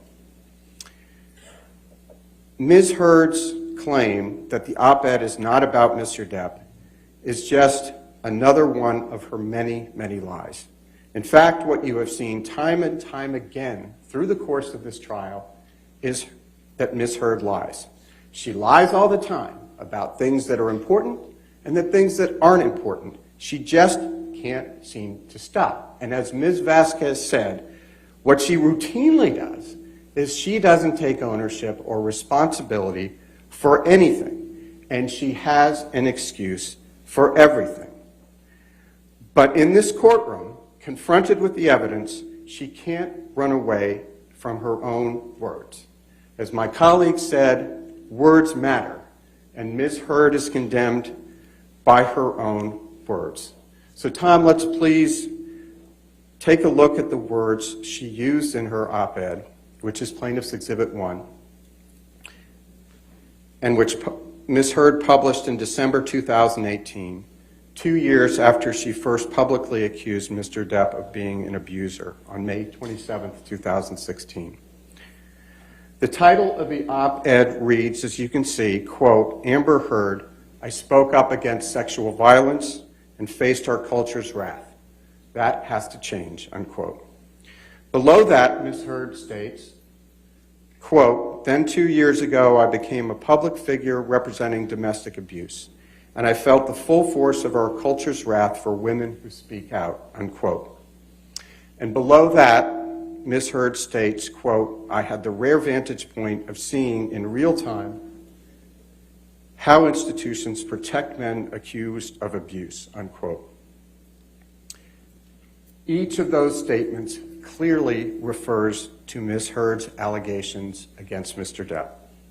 And taken collectively, their message and their implication about Mr. Depp is clear, i.e. that Ms. Heard is a survivor of domestic abuse and that Mr. Depp is a perpetrator. The context in the rest of the op-ed makes that clear as well. Consider, for instance, this line, quote, "Imagine a powerful man is a ship, like the Titanic. That ship is a huge enterprise. When it strikes an iceberg, there are a lot of people on board desperate to patch up holes, not because they believe in or even care about the ship, but because their own fates depend upon the enterprise," unquote. Everyone in Hollywood knew, and everyone in this courtroom now knows exactly what Ms. Heard intended those words to mean. The ship, the Titanic, is Mr. Depp, and Ms. Heard was the iceberg that sank him. That's precisely what Ms. Heard was saying in the op-ed. And in just the same way, everyone in Hollywood knew, and Hollywood and elsewhere knew exactly what Ms. Heard meant by the words, quote, "2 years ago, I became a public figure representing domestic abuse," unquote. That was a clear reference to the day 2 years earlier, on May 27th, 2016. And as Ms. Vasquez said, that was 6 years to the day. That's when his life ended. That was 6 years ago to this day, when Ms. Heard, on May 27th, 2016, walked into court with her publicist, Jody Gottlieb, having tipped off TMZ, with an alleged mark on her face to accuse Mr. Depp of abuse. As always, Ms. Heard was quite mindful of her image. She was careful to portray herself as the innocent representative of abuse survivors, and by implication, Mr. Depp as the perpetrator of domestic abuse. She was the woman who, in the words of her title, supposedly, quote, "spoke up against sexual violence," unquote. Now, Ms. Heard has done a lot to try to walk away from the title in particular. That's true to form. She has testified that she didn't write it, and she will argue later that she shouldn't be held liable because she didn't write it. But as the court's instructions, which you heard this morning, make clear, Ms. Heard didn't have to personally write any part of the op-ed for her to defame Mr. Depp through implication in the Washington Post. And let's please, Tom, turn to Plaintiff's Exhibit 3.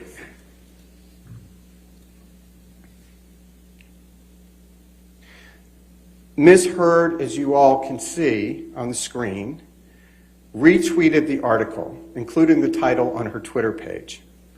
Ms. Heard put her name on it.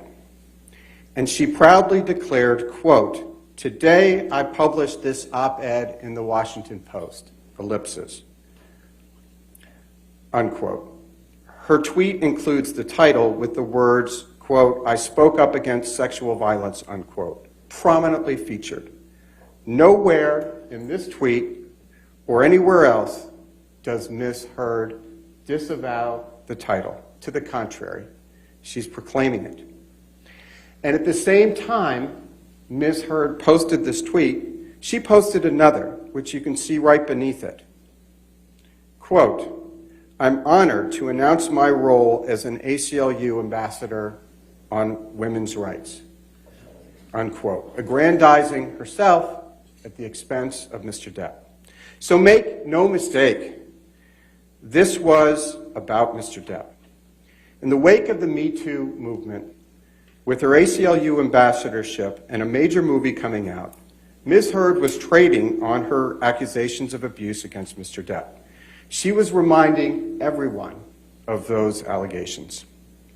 She was once again taking on the role of her lifetime, the heroic survivor of vicious abuse, or to use her phrase, quote, "a public figure representing abuse." And she was once again casting Mr. Depp as the villain in her drama, the supposed perpetrator of that abuse. When you meet to deliberate this case, you're going to be tasked with several questions. Those questions appear on a form that you will use to reach your verdict in this case. So I'd just like to ask you, please, to spend a few minutes with me going through that. Tom, would you please put up the special verdict form so the jury can see it?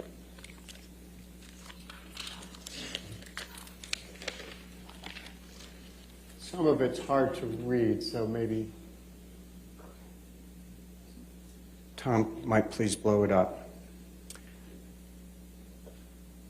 Oh, thank you very much. You will see here the first page of the verdict form relating to Mr. Depp's claim for defamation against Ms. Heard. There are 3 pages relating to Mr. Depp's claim, one for each of the 3 defamatory statements in the op-ed that form the basis of Mr. Depp's claim against Ms. Heard. You've heard those 3 statements many times, but they bear repeating. I promise just once more here. 1, quote, I spoke up against sexual violence and faced our culture's wrath. That has to change, unquote. 2, then 2 years ago, I became a public figure representing domestic abuse, and I felt the full force of our culture's wrath for women who speak out, unquote. 3, I had the rare vantage point of seeing in real time how institutions protect men accused of abuse, unquote. Now, there are 7 questions that you will need to please answer with respect to each of those statements. So that's 21 questions, I think, but 7 as to each statement. 1, was the statement made or published by Ms. Heard? 2, was the statement about Mr. Depp? 3, was the statement false? 4, did the statement have a defamatory implication about Mr. Depp? 5, was the defamatory implication designed and intended by Ms. Heard? 6, was the defamatory implication conveyed to someone other than Mr. Depp? 7, did Ms. Heard make the statement with actual malice, which is, Her Honor explained, meaning did Ms. Heard make the statement knowing it was false or with reckless disregard as to the truth? Ladies and gentlemen, the evidence clearly shows that the answers to those 7 questions are all yes. And if you answer yes to all of those questions, which you should, we respectfully submit, you will be asked to state the amount of damages to which Mr. Depp is entitled. In the wake of the Me Too movement, movie producers know better than to cast a movie star who has been accused of domestic and sexual violence. And it is entirely within your discretion as jurors to quantify the amount of money that constitutes fair compensation for Mr. Depp's pain and humiliation inflicted by Ms. Heard's defamation. But while Mr. Depp certainly is entitled to monetary compensation, this case, at least for Mr. Depp, has never been about money. This case for Mr. Depp has never been about money. Nor is it about punishing Ms. Heard. It is about Mr. Depp's reputation and freeing him from the prison in which he has lived for the last 6 years, and it's 6 years to the day. The most important questions for Mr. Depp, the ones truly at the heart of this case, are questions 2, 3, and 4 on the verdict form.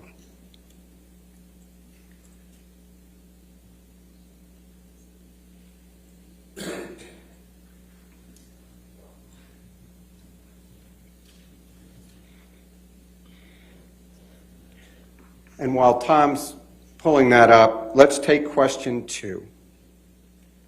Thank you. Were the statements about Mr. Depp? Yes. 2 points here. 1, when the ACLU pitched the op-ed to the Washington Post, I think you'll remember this, they pitched it as, quote, a piece by Amber Heard, who, as you know, was beaten up during her brief marriage to Johnny Depp, unquote.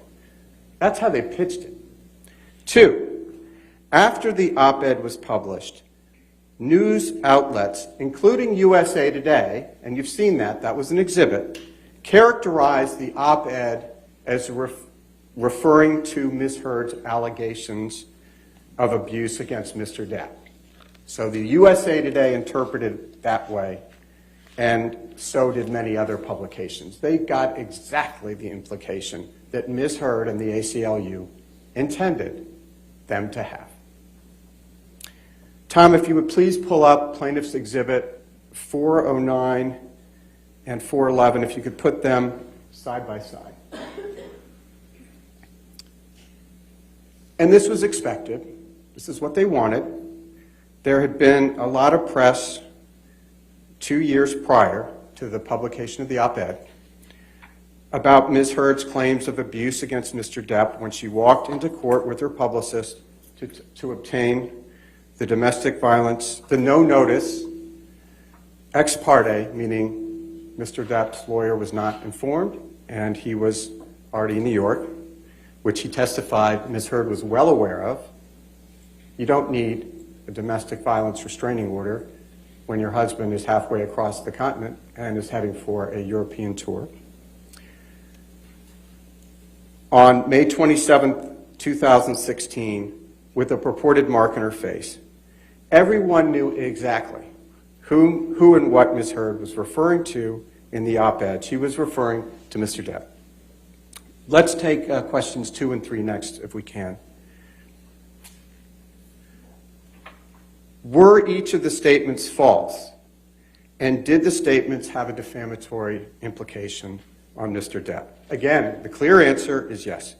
The statements, understood in the context of the op-ed itself and in the broader context of the press coverage of Ms. Heard walking into the court with a mark on her face to obtain a domestic violence restraining order against Mr. Depp in May 2016, clearly imply that Mr. Depp physically and sexually abused Ms. Heard.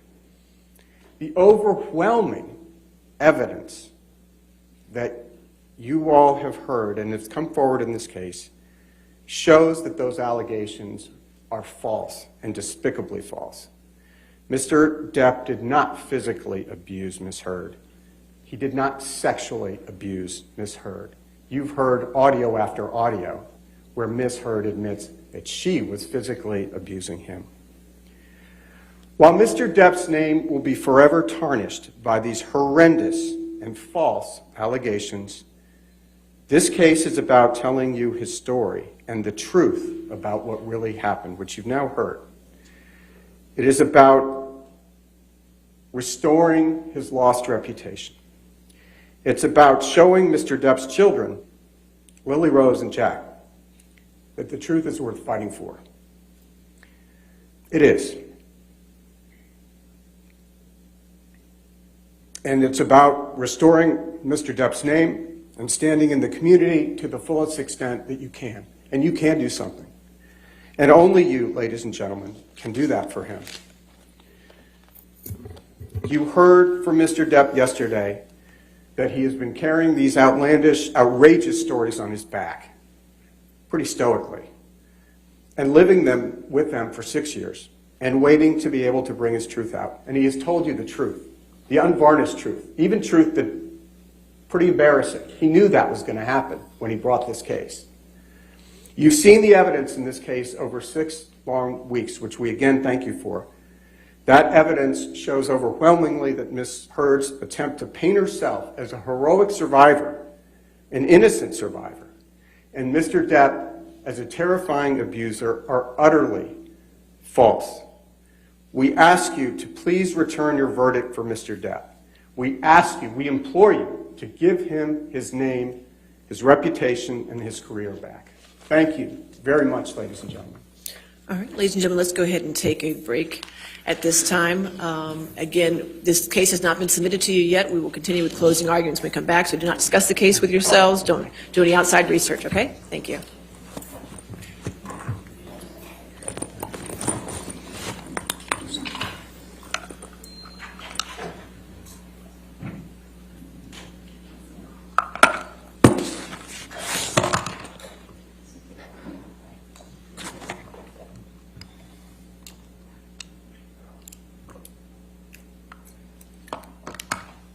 All right, let's come back at 11:05. Oh, okay. Okay, sure.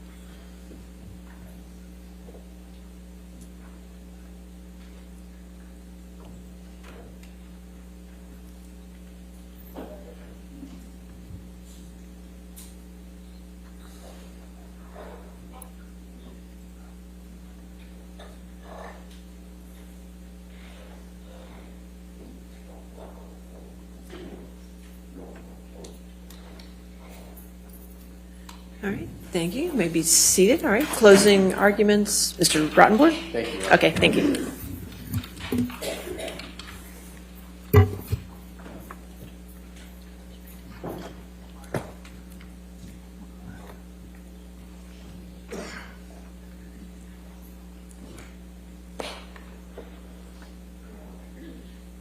Good morning, everyone.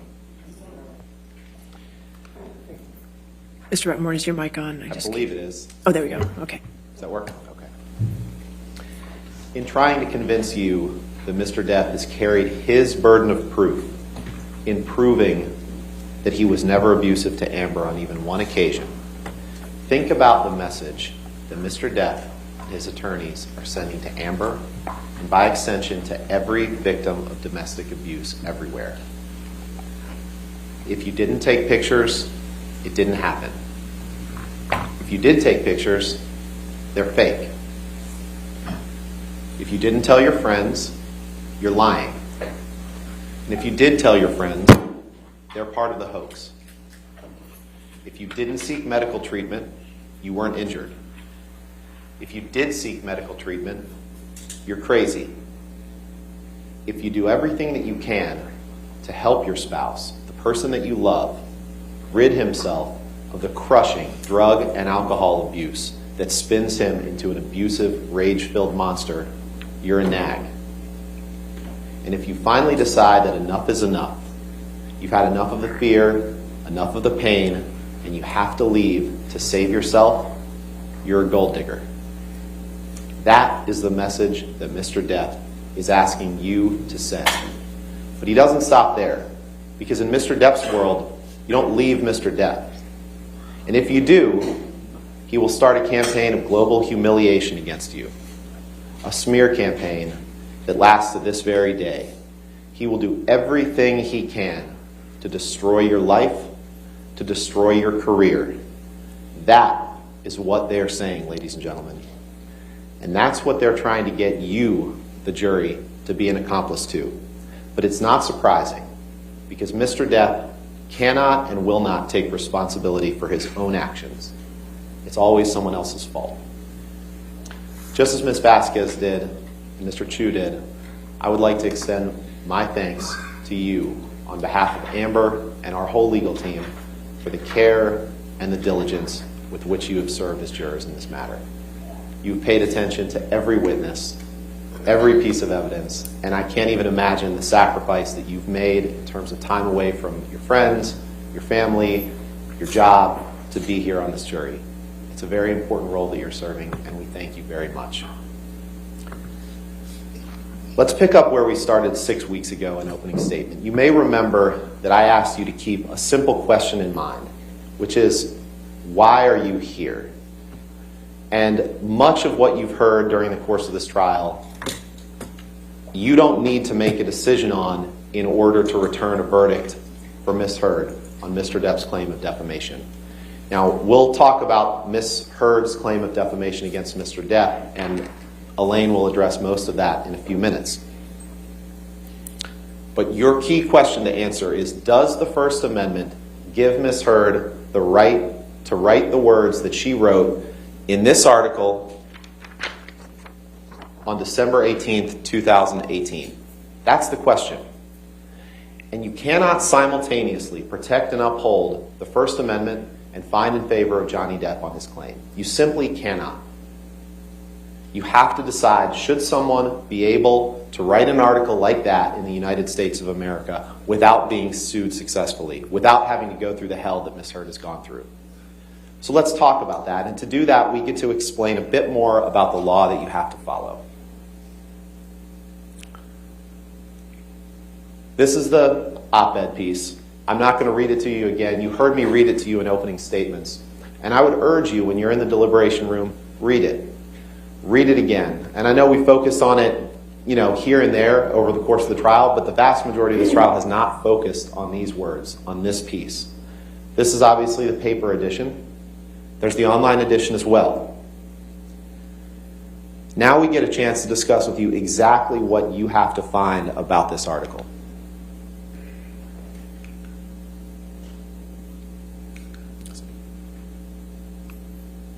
Let's try this again.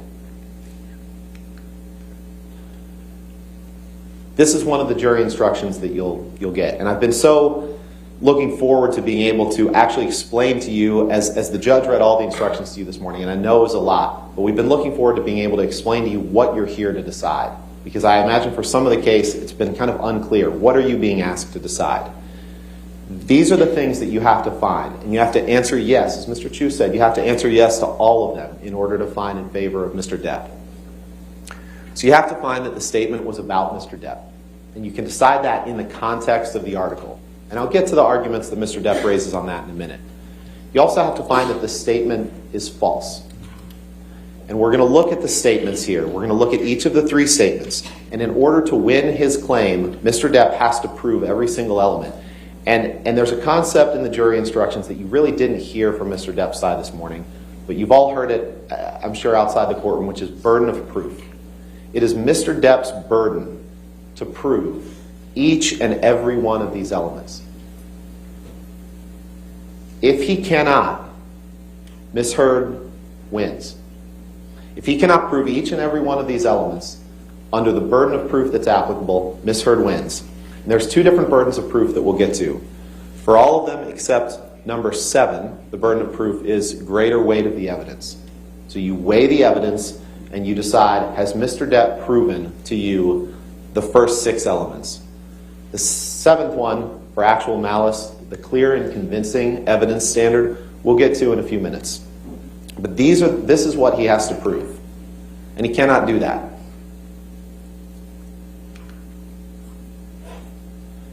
These are the 3 statements. And I know you may be thinking to yourself, wait a second, don't we have to decide if Mr. Depp committed abuse? And the answer is no, you don't have to. Because these 3 statements, you can decide as a matter of law, or as a matter of fact, as you weigh the evidence and the fact that they're true. So the first 2 statements I'm going to address together. Then, 2 years ago, I became a public figure representing domestic abuse, and I felt the full force of our culture's wrath for women who speak out. Number 2, I had the rare vantage point of seeing in real time how institutions protect men accused of abuse. When you go back to the jury room to deliberate, you should feel free, like I said, to read the article. And think of the article's purpose. The jury instructions also tell you to take these statements in the context of the article. Think about the purpose. The purpose of the article was to promote legislative measures designed to protect victims of domestic abuse, designed to protect people who did exactly what Ms. Heard did, to speak out. That's apparent on the face of the article. And to do that, Ms. Heard talked about her own life experiences as someone who had obtained a TRO against Mr. Depp, someone who had accused Mr. Depp of domestic violence. Make no mistake, and Mr. Depp's side keeps trying to say that we're somehow suggesting that 2 years before she wrote this, that Ms. Heard hadn't had anything to do with Mr. Depp. We're not saying that. You heard Ms. Heard herself say, of course, 2 years before I wrote this article, I felt the full force of our culture's wrath for women who speak out after she obtained a temporary restraining order against Mr. Depp, after she became a public figure representing domestic abuse. But the words that she wrote here, and then chronicling her own experience after that, those words are true. Those words are true. Similarly, the rare vantage point of seeing, based on her own experiences post May 27th, 2016, how institutions protect men accused of abuse, those words are true, and the First Amendment protects Ms. Heard's right to say them. Now, the third statement is absolutely true as well, but we're going to take that separately because she didn't write it. Under the First Amendment, the statements have to be false in order for Mr. Depp to win. Now, plaintiff addresses, like I said, an argument that we're not making. And as I said, we're not running from the fact that when she discussed becoming a public figure representing domestic abuse, Amber was speaking of her experiences reporting domestic abuse against Johnny Depp. She admitted to that, but that doesn't make the article or the statements about Johnny Depp. Think about it. Think about every piece of evidence that you've heard over the last 6 weeks about his abuse, about their relationship. None of that is in the article. None of it. We all know that it would be a very different article if she had written about what she suffered, that she's told you about over the last 6 weeks. Because he knows the words are true, Mr. Depp says that the words now have a defamatory implication. He says the statements are the same as saying, Johnny Depp abused me. But just because he wants to make the article about himself doesn't mean it is. He has to show you that any defamatory implication was designed and intended. Look at number 4. Designed and intended by Ms. Heard to convey the defamatory meaning that he suggests. Just because people might read the article and remember, oh yeah, Amber Heard used to be married to Johnny Depp and she accused him of abuse, that doesn't mean that she designed and intended defamatory implications in writing about herself. And think about it. If Mr. Depp is right, then virtually any statement that anyone could ever make about their own life that implies anything, implies any involvement with any other person, could be defamatory. And that's clearly not what the First Amendment intends. She didn't design and intend the words to be the equivalent of writing Johnny Depp abused me. And you don't have to take her words for it. You can take the words of Terrence Doherty of the ACLU. He said that the op-ed wasn't even Ms. Heard's idea. The ACLU wrote the first draft, and great care was taken in drafting the article so as not to make it about Mr. Depp or Ms. Heard's relationship with him. That's the only evidence presented about Ms. Heard's motive, except her statements that that was exactly what she wanted to do. She wanted to talk about her experiences after Johnny Depp. She wanted to own her story after Johnny Depp and fit those into what other women experience, what other people experience having accused someone of domestic abuse and the backlash that they suffer, and then talk about legislative measures that could help protect people in those positions. That's what she meant, and that's what the article is about. There's no hidden meaning here, ladies and gentlemen. This isn't a hit piece on Johnny Depp. This isn't a hit piece on Johnny Depp. And you can end here. You can end there by saying the statements that she wrote were not false, and the First Amendment protects them. Let's talk about the headline for a minute. The headline that was published in the online version only of the article on December 18th, 2018, said, "I spoke up against sexual violence and faced our culture's wrath." A few points here. Number one, and this evidence is undisputed. There's no dispute about this. So as you weigh the evidence, you don't have to check your common sense at the door, and you can weigh circumstantial evidence, you can weigh facts, but you can't see evidence where no evidence exists. And the undisputed evidence here is that Ms. Heard didn't write the headline.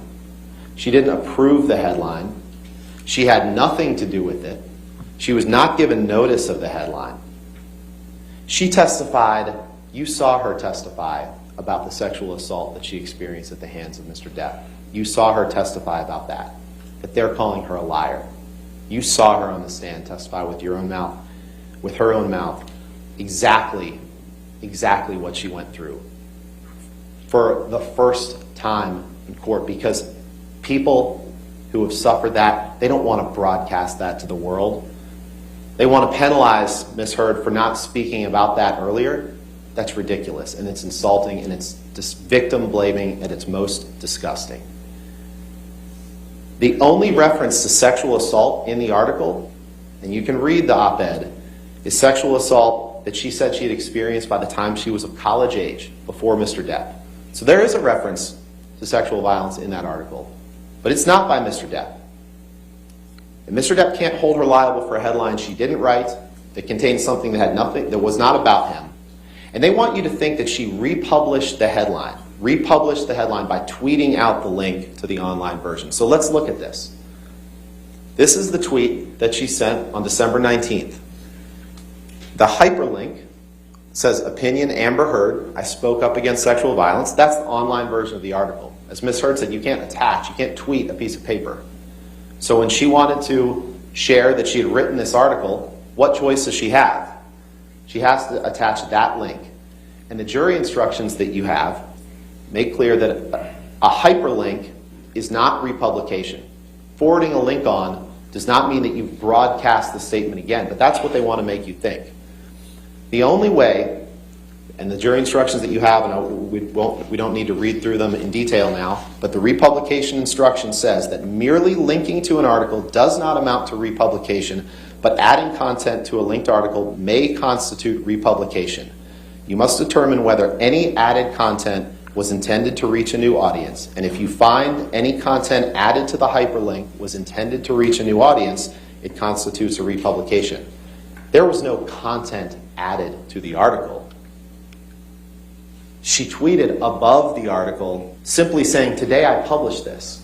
That's what she said. She didn't add any content to it. She could have added some of the content that you've heard in this courtroom to it. She could have said, not only did 2 years ago I become a public figure representing domestic abuse, but let me tell you about the domestic abuse that I suffered. That would be adding new content. This is not adding new content. But I guess it's no surprise, because this whole case is about blaming Amber Heard for things she didn't do. But that's what Mr. Depp does. It's what he's always done. Blame other people, refuse to take accountability. But the problem for him here is that he's running headlong into the United States Constitution, which says that you cannot hold Amber Heard liable for words she didn't write or publish. But here we are. Here we are. And you can decide this case without ever wading into any of the allegations, the facts, the evidence that you've heard about the heinous abuse that Ms. Heard suffered at the hands of Mr. Depp. You can decide that by determining that those statements are true and that they're protected by the First Amendment. But Mr. Depp brought this case, and he's suggesting that he was never abusive to Ms. Heard. So if that's where you want to make your decision, that's where the road ends for Mr. Depp. Ladies and gentlemen, let me be very clear. If Amber was abused by Mr. Depp even one time, then she wins. One time. And we're not just talking about physical abuse. We're talking about emotional abuse, psychological abuse, financial abuse, sexual abuse. That's what we're talking about. Let's look at the evidence. You heard Mr. Depp define abuse from his own mouth. He admitted all of that when he talked about his childhood. As they referenced, his mother called him one-eyed because he had a lazy eye. And he said that that was worse than the beatings that he took. Worse than the beatings that he took. Being called one-eyed by his mother was worse than the beatings that he took. And after the evidence that you've seen, some of which you're going to see, I want you to think to yourself, is being called one-eye worse than what he did to Ms. Heard? Absolutely not. You'll remember his expert, Shannon Curry, agreed with all that abuse can take many forms. And you'll remember that Don Hughes, Ms. Heard's expert, talked about the reports of intimate partner violence by Ms. Heard, characterized by physical violence, psychological aggression, sexual violence, coercive control, and surveillance behaviors. She tested Ms. Heard. She said that the tests show that there's a high degree of serious violence perpetrated by Mr. Depp toward Ms. Heard. She got that opinion and that impression by reviewing the medical records of Ms. Heard. She talked about the role of coercive control that Mr. Depp exercised over Ms. Heard. The effect of coercive control, she said, was drastic, and it was composed of things such as possessive jealousy, the imbalance of power, not only in physical stature and physical size, but in where they were in their life and their career. By intimidation. She said writing obscene messages to your partner can absolutely be intimidating behavior. She said that Mr. Depp, after reviewing the evidence, banging and throwing and hitting things in the household, that's psychological aggression. Punching a wall, throwing something, screaming, that is abuse. That's abuse, ladies and gentlemen. She said alcohol can just throw lighter fluid off a flame in a situation of domestic violence. All of these things constitute the domestic violence that Ms. Heard suffered at the hands of Mr. Depp. And he's trying to get you, to fool you, to believing that he's carried his burden of proof that never a single time in their relationship was he in any way, physically or non-physically, abusive to Ms. Heard. And that's ridiculous. That's ridiculous. So let's look at some of that evidence. And like I said, you can apply your own common sense. You don't need to check that at the door when you go into the deliberation room. I'm going to walk you through the evidence, some of the evidence that's been presented, including evidence from Mr. Depp's own mouth, his own words or the words of his witnesses. Keep in mind the burden of proof. And as we go through this evidence, I'd ask you to keep this in mind as well. It's not about who's the better spouse. It's not about whether you think Ms. Heard may have been abusive to Mr. Depp. It's not. Because remember, if you think that they were both abusive to each other, and that's what their witness Laurel Anderson testified to, then Amber wins. They're trying to trick you into thinking that Amber has to be perfect in order to win, even while they're ignoring Mr. Depp's many flaws. But don't fall for that trick. Amber's not perfect. None of us are. She's never pretended to be, and that's not what you're being asked to decide. One time, ladies and gentlemen, one time. If he abused her one time, Amber wins. Actually, if he fails to prove that he never abused her one time, Amber wins. So let's take a look at some of the evidence. This was one of the first messages shown to Mr. Depp in his cross-examination. This is a message to Paul Bettany, his drug buddy, early on in their relationship, when he says, "Let's burn Amber. Let's drown her before we burn her. I will fuck her burnt corpse afterwards to make sure she is dead." Some of the most vile, disgusting language that you could ever imagine. That is what he said to her at the beginning of the relationship. So let's look at how the relationship was bookended. You remembered Mr. Depp the other day in response to some text that we'll see later saying, "I don't write like that." This is a bookend of the relationship. This is after it was over. I asked Mr. Depp to read that top text. You'll remember that was the only thing I asked him to read, and he immediately said, "I didn't write that text," even though, of course he did. Even though he wrote the text under it that said, "Hopefully that cunt's rotting corpse is decomposing in the fucking trunk of a Honda Civic." That's how he bookended their relationship. Ladies and gentlemen, these words are a window into the heart and mind of America's favorite pirate. This is the real Johnny Depp. This is the real Johnny Depp after Miss Heard decided that she couldn't take it anymore, decided that she needed to leave him. And I'm not going to reread this whole text to you. But this is where he says she's begging for global humiliation. And she's going to get it. He says, "I'll stop at nothing, and I can only hope that karma kicks in and takes the gift of breath from her." It's one of the only promises to Miss Heard that Mr. Depp has ever kept. That's how he ended the relationship. But you saw how he started it. Now, Miss Heard did testify on the stand that Mr. Depp abused her countless times. First it started, they were very happy. They started dating in 2011, and things were good. And she testified that even during periods of abuse, even during their relationship, when there was abuse occurring, that there were periods where they were very happy. It's the cycle of violence. It's the cycle of sobriety. There were periods when everything was good, when the monster was gone, and then the monster would return. You heard about how the first incidents of violence took place in 2012, when Miss Heard asked Johnny about his tattoo that used to say Winona forever and had been changed to say Wino forever. And she laughed. And she said, "And he slapped me across the face." She thought it was a joke, and then he did it 2 more times. And then he said, "I thought I put the monster away, and I've done it before." That's what he said to her during that first incidence of violence. But you don't just have to take what Mr. Depp said in his text. We can hear through his own voice what he called Miss Heard. Because you're a fucking cunt!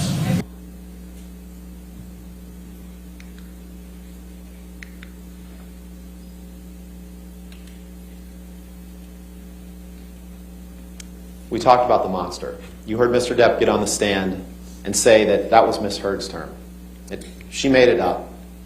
That was what she used to refer to him when she was nagging him, because she didn't want him to have a good time. She didn't want him to have a beer once in a while. That's what he's implying. But no, this was a term created by Mr. Depp that she heard for the first time in 2012 after he slapped her 3 times across the face and said, "I thought I put the monster away." And after he sat up here on the stand under oath and told you that she made that term up, we look back at his texts, the writing at the time. The first text is after Australia in 2015, during a period of sobriety, a short-lived period of recovery for Mr. Depp, when he told Jerry Judge, his bodyguard, all I had to do was send the monster away and lock him up. Remember, he texted Elton John, or sent an email to Elton John in 2012, referring to himself as the monster. He tells Dr. Kipper, the doctor to whom he's paid millions and millions and millions of dollars, "Thank you, my darling Kipper." He says, "I've locked my monster child away in a cage deep within." He tells Stephen Deuters, you know Mr. Deuters, he liked to text Mr. Deuters. He tells him, "She thinks my Peruvian period," which is a reference to cocaine, he admitted to that means him using cocaine, "has made me a monster and that I am ruining the relationship." Imagine that. Someone actually thinking that maybe the impact of alcohol and cocaine is ruining a relationship. How dare she?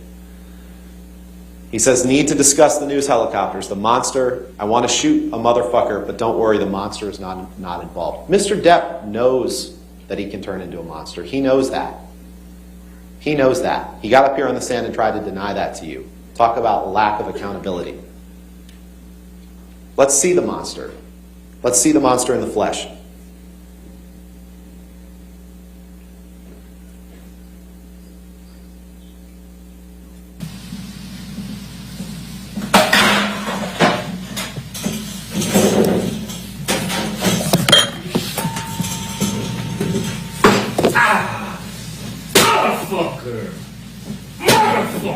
What happened?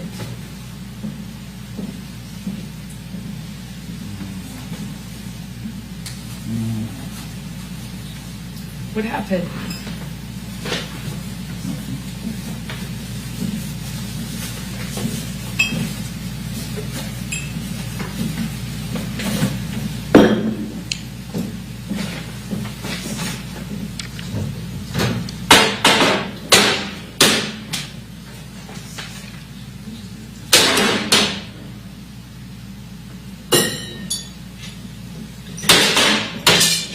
Nothing happened this morning, you know that? Were you in here? No. So then nothing happened to you this morning? Yeah, you're right. I just woke up and you were so sweet and nice.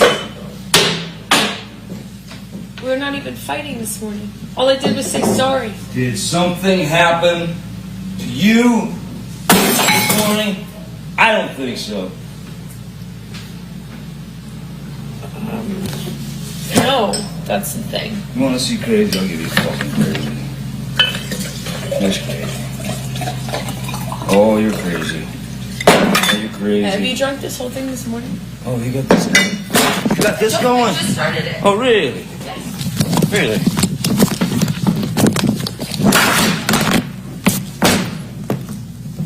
Sneak that shit on me, No, motherfucker? I didn't. You were smashing shit. Oh, bye. Ass.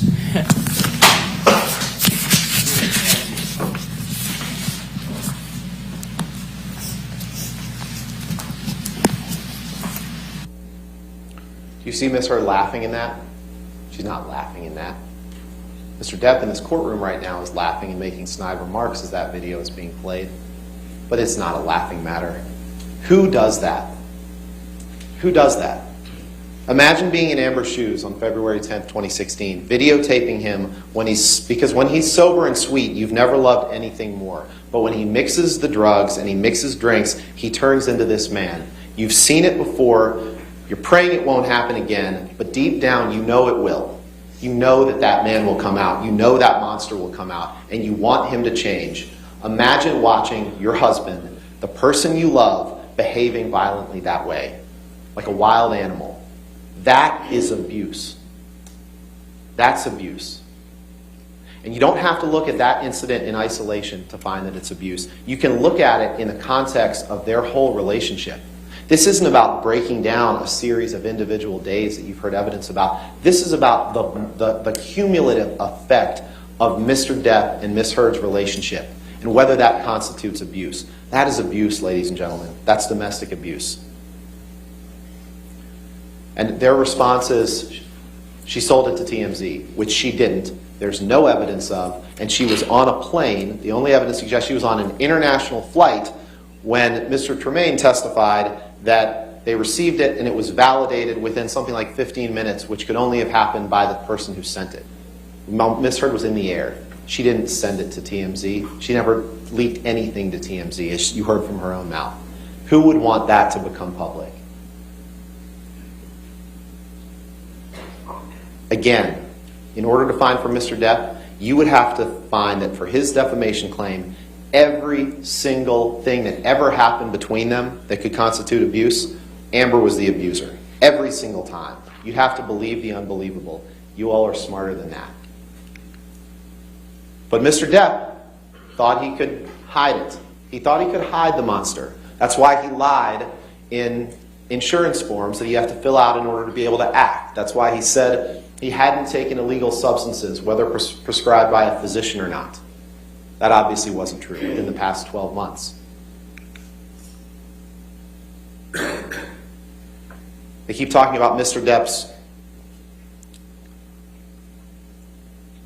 role as a father.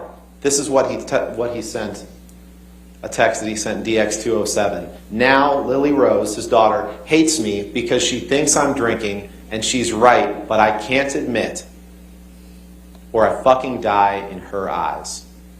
Thanks for that one, Vanessa.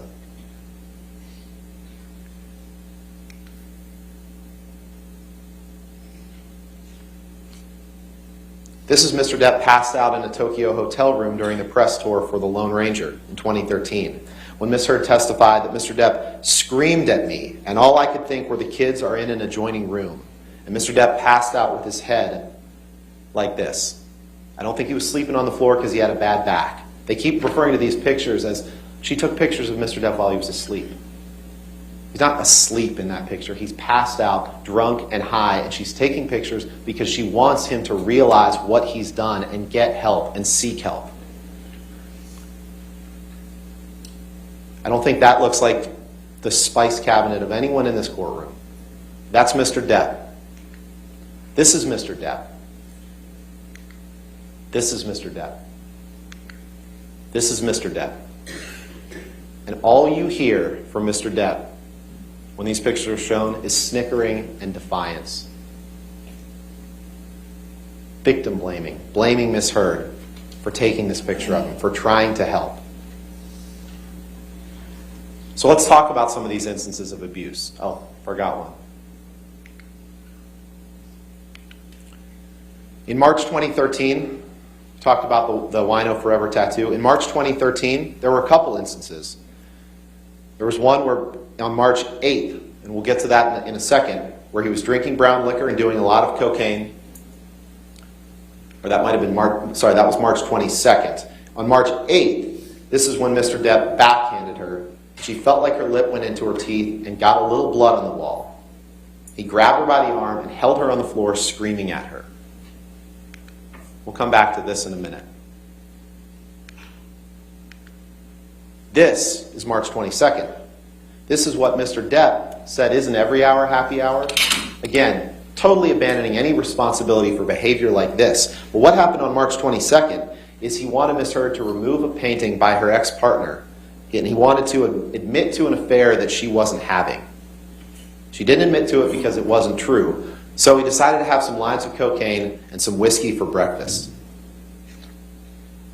And then, on the way to filming the Keith Richards documentary, after a multi-hour argument, he grabbed their dog, their teacup Yorkie, and holds the dog, Boo, out of the window of a moving car.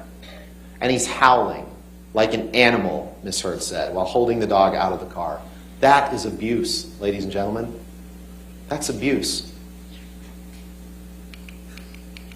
Let's go back to this, because Ms. Vasquez read a parade of witnesses that she believes support Johnny's defense in this case.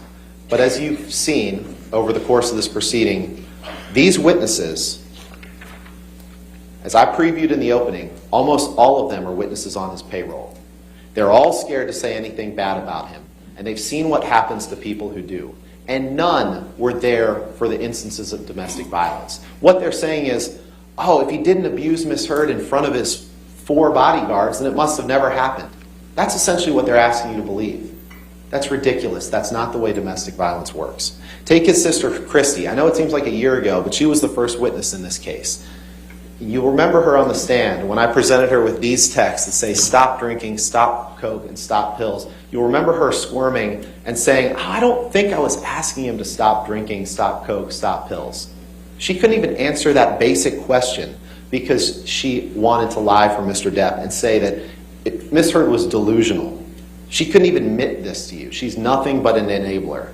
The same with Sean Bett, his head of security, who's been sitting in this courtroom for the past 6 weeks. He's right there. Mr. Bett was the one who testified to you that when Mr. Depp has a few drinks of alcohol, he said, I wrote this down, he said it's like the rest of us drinking sparkling water. I don't think that kitchen video that we just saw was like you or I when we drink sparkling water. This is the same Sean Bett who said that on the evening of May 21st, 2016, which Elaine will talk about in a little bit, he said Mr. Depp may have bumped something off a table. You've seen the pictures. You'll see him again. Just like Travis McGivern said that Mr. Depp rearranged Miss Heard's closet. You've seen the pictures. You'll see him again. Just like Tara Roberts in the Bahamas, who tried to blame everything on Miss Heard and only under cross-examination admitted that Mr. Depp passed out face down in the sand underneath a hammock and his son Jack found him there. She took a video of their cabin in the Bahamas to try to suggest to you that this assault that Ms. Heard alleges couldn't have taken place. But conveniently, she didn't take the camera into the closet where Mr. Depp held Ms. Heard, hit her. We'll get to that incident. She didn't take the video camera into the bathroom where he sexually assaulted Ms. Heard. She didn't do that because she wanted to generate evidence only favorable to Mr. Depp. Think about Sean Bett and Starling Jenkins' conflicting stories about the birthday party on April 21st. Remember, Mr. Depp experienced horrific financial news the evening of that night, April 21st, 2016. He learned that he was essentially out of money and he needed to start selling things. Well, we all know what Mr. Depp does when he receives bad news like that. He left the meeting at 9:30 and didn't arrive at Miss Heard's birthday party until 11:15. Okay, fine, he was late.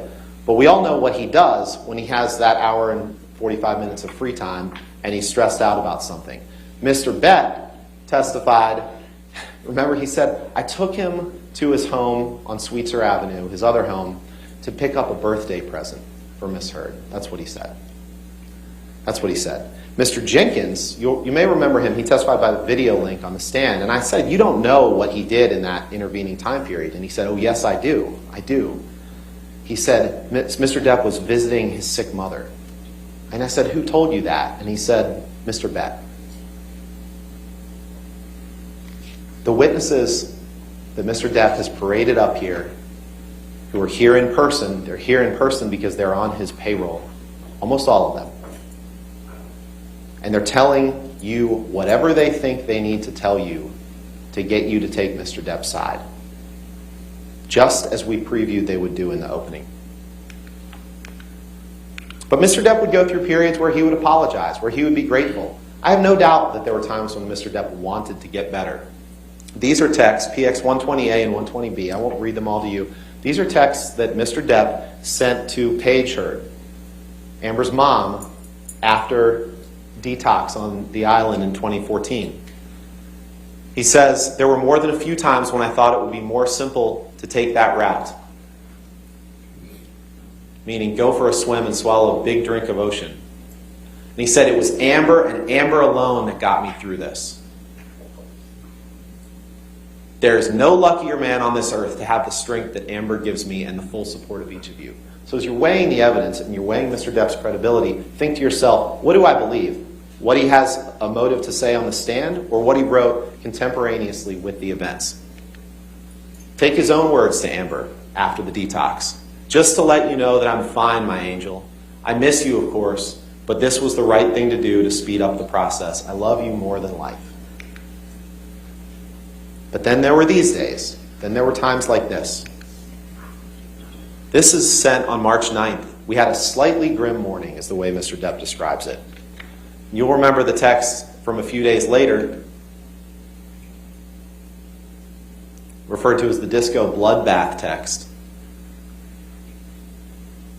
where Miss Heard says, "Is that about last Friday night by any chance?" And Mr. Depp responds, "How can you make me smile about such a hideous moment?" He testified on the stand, "I don't remember what happened that Friday night, but Miss Heard sure did."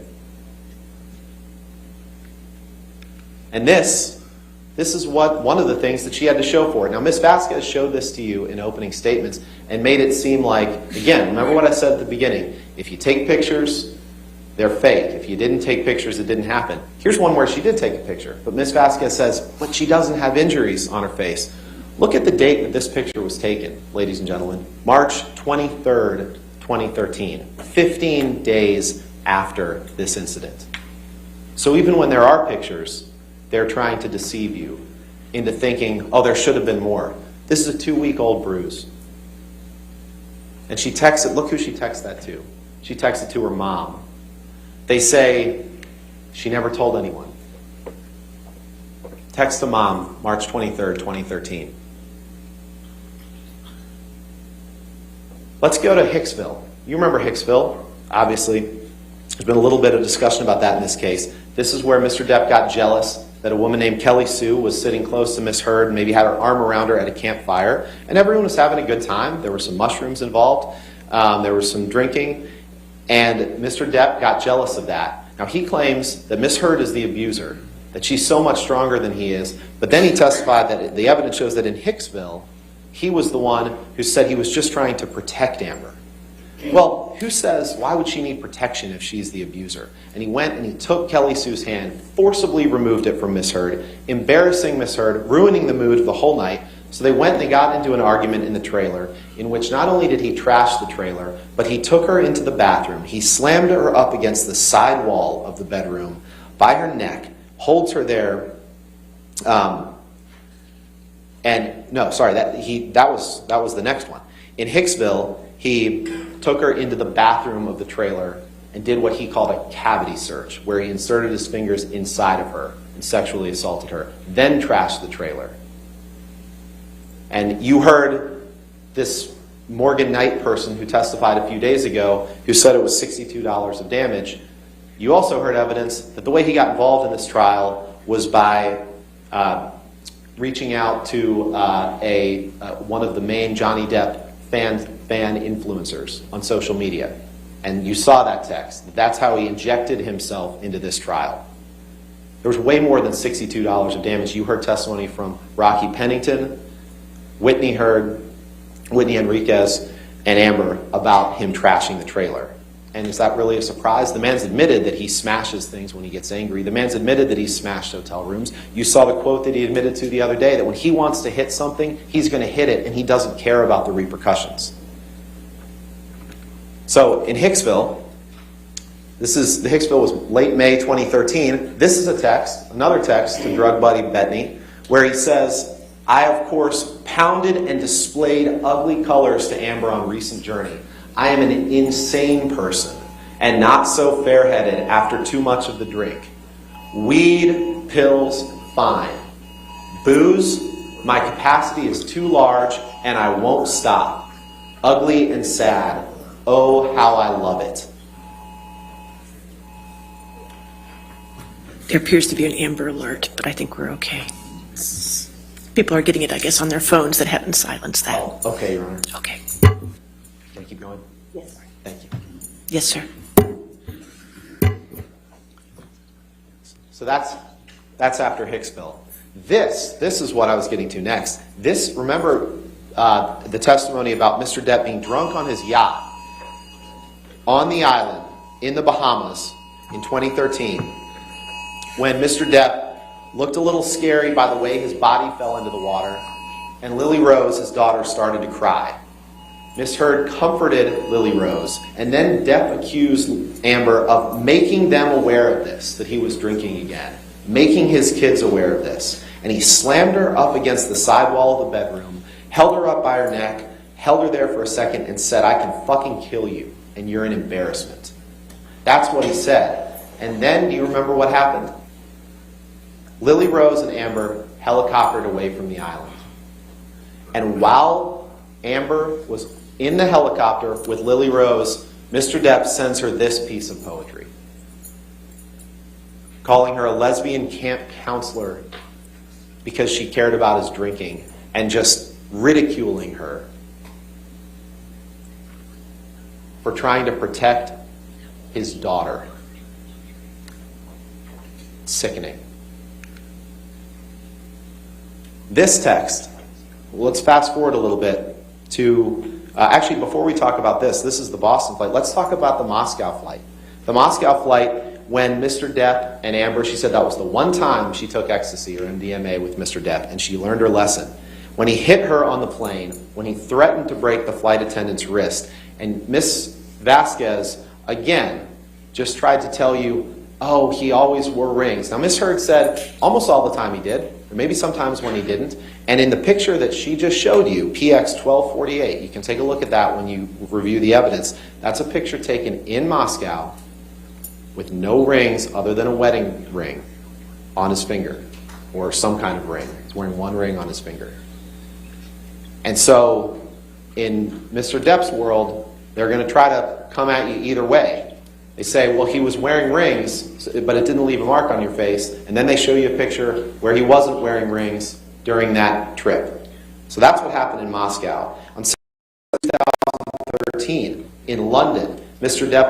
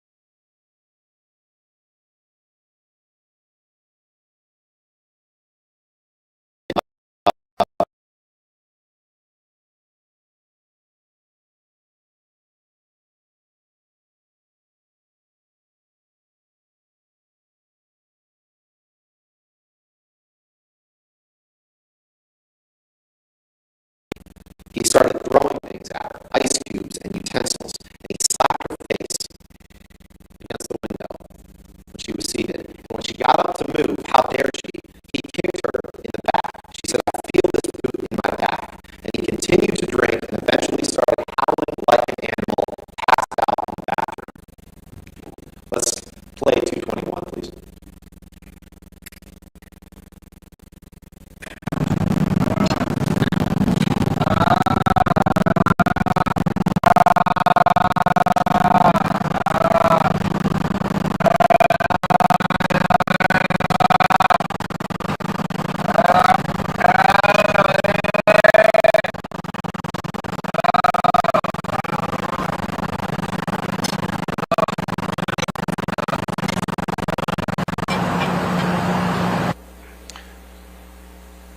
That's Mr. Depp on the plane, but he expects you to believe him that he didn't have anything to drink on that plane except for maybe one thing of champagne.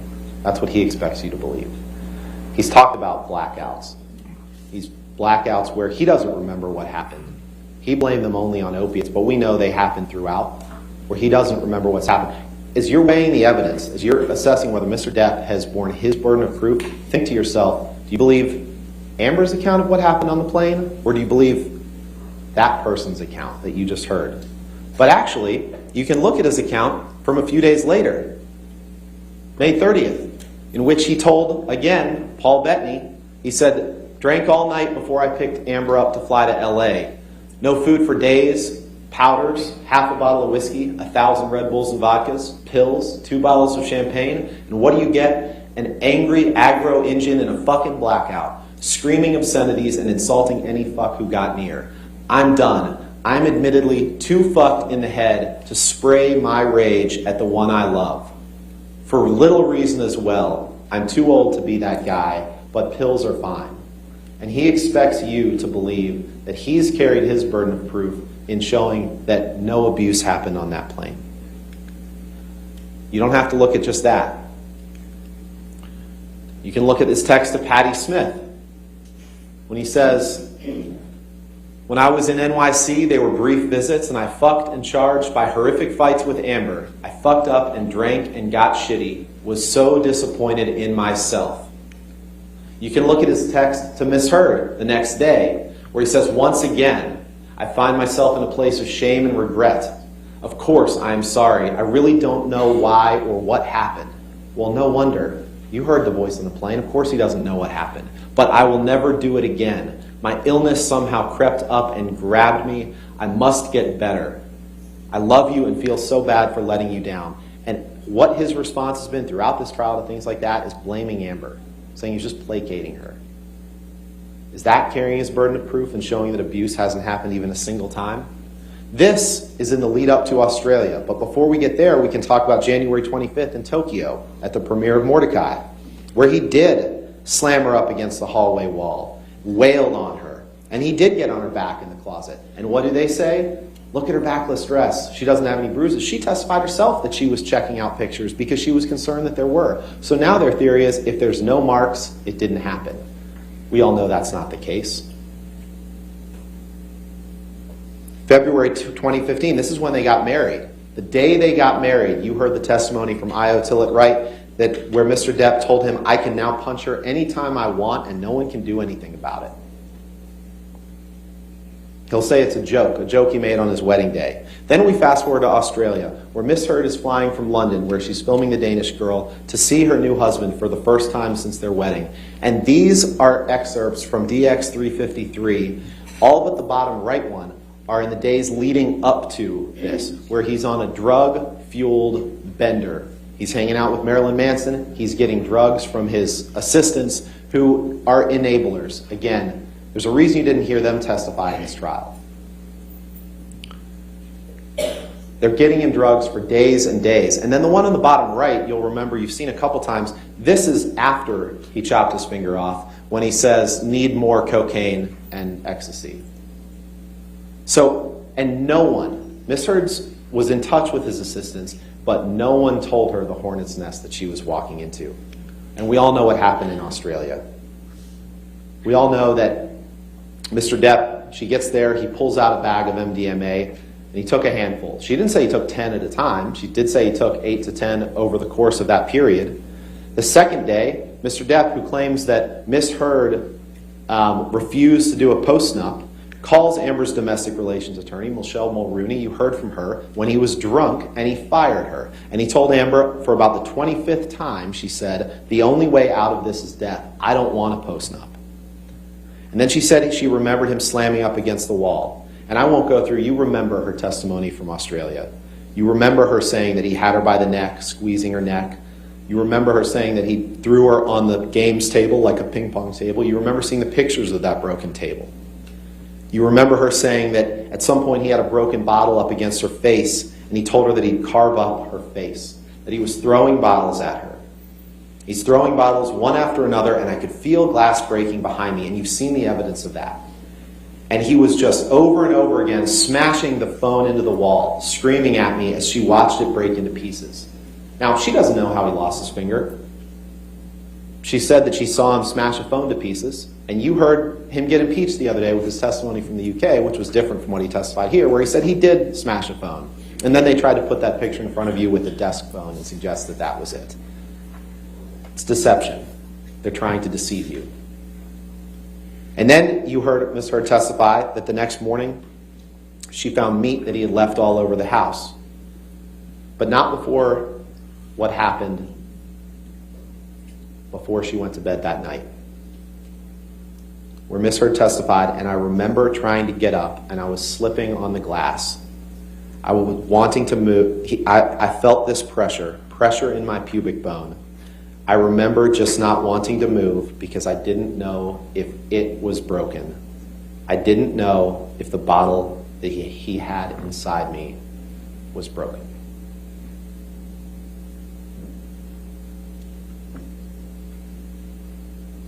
This is the next morning. This is what he wrote with the bloody stump of his finger. And there's been testimony about what happened to cut the finger off, but frankly, it's irrelevant to your deliberations here. Amber could have chopped it off with an axe, and it has nothing to do with whether or not Mr. Depp abused her. But we all know she didn't. We all know that his fingers weren't curled, and someone was standing with a half-gallon vodka bottle from about where that canopy is, and threw it, and it somehow managed to damage just the bottom of the finger and leave the nail fully intact. We all know that didn't happen.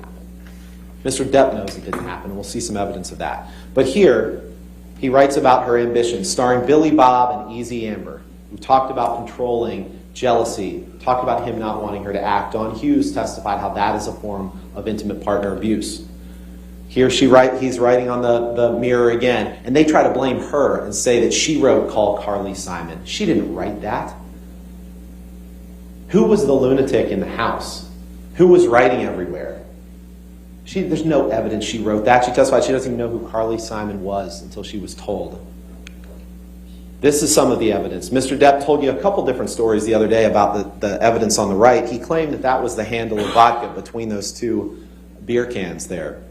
But then under cross-examination, he admitted it's not, that there's not enough glass on the floor, that there's no handle of vodka on the floor. But what there is in the picture on the right is evidence of when he was throwing bottles past Amber's head and breaking that plate glass window.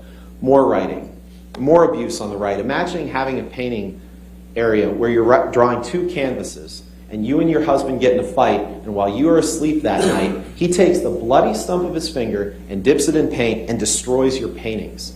Ladies and gentlemen, that's abuse. Good luck and be careful at the top. And this is a good chance to talk about Mr. Depp's controlling and jealous rage and his desire to control Amber's career. He didn't want her to act. As early as 2013, he tells his sister, I don't need actress bullshit and her fucking ambition. He tells her in this recording,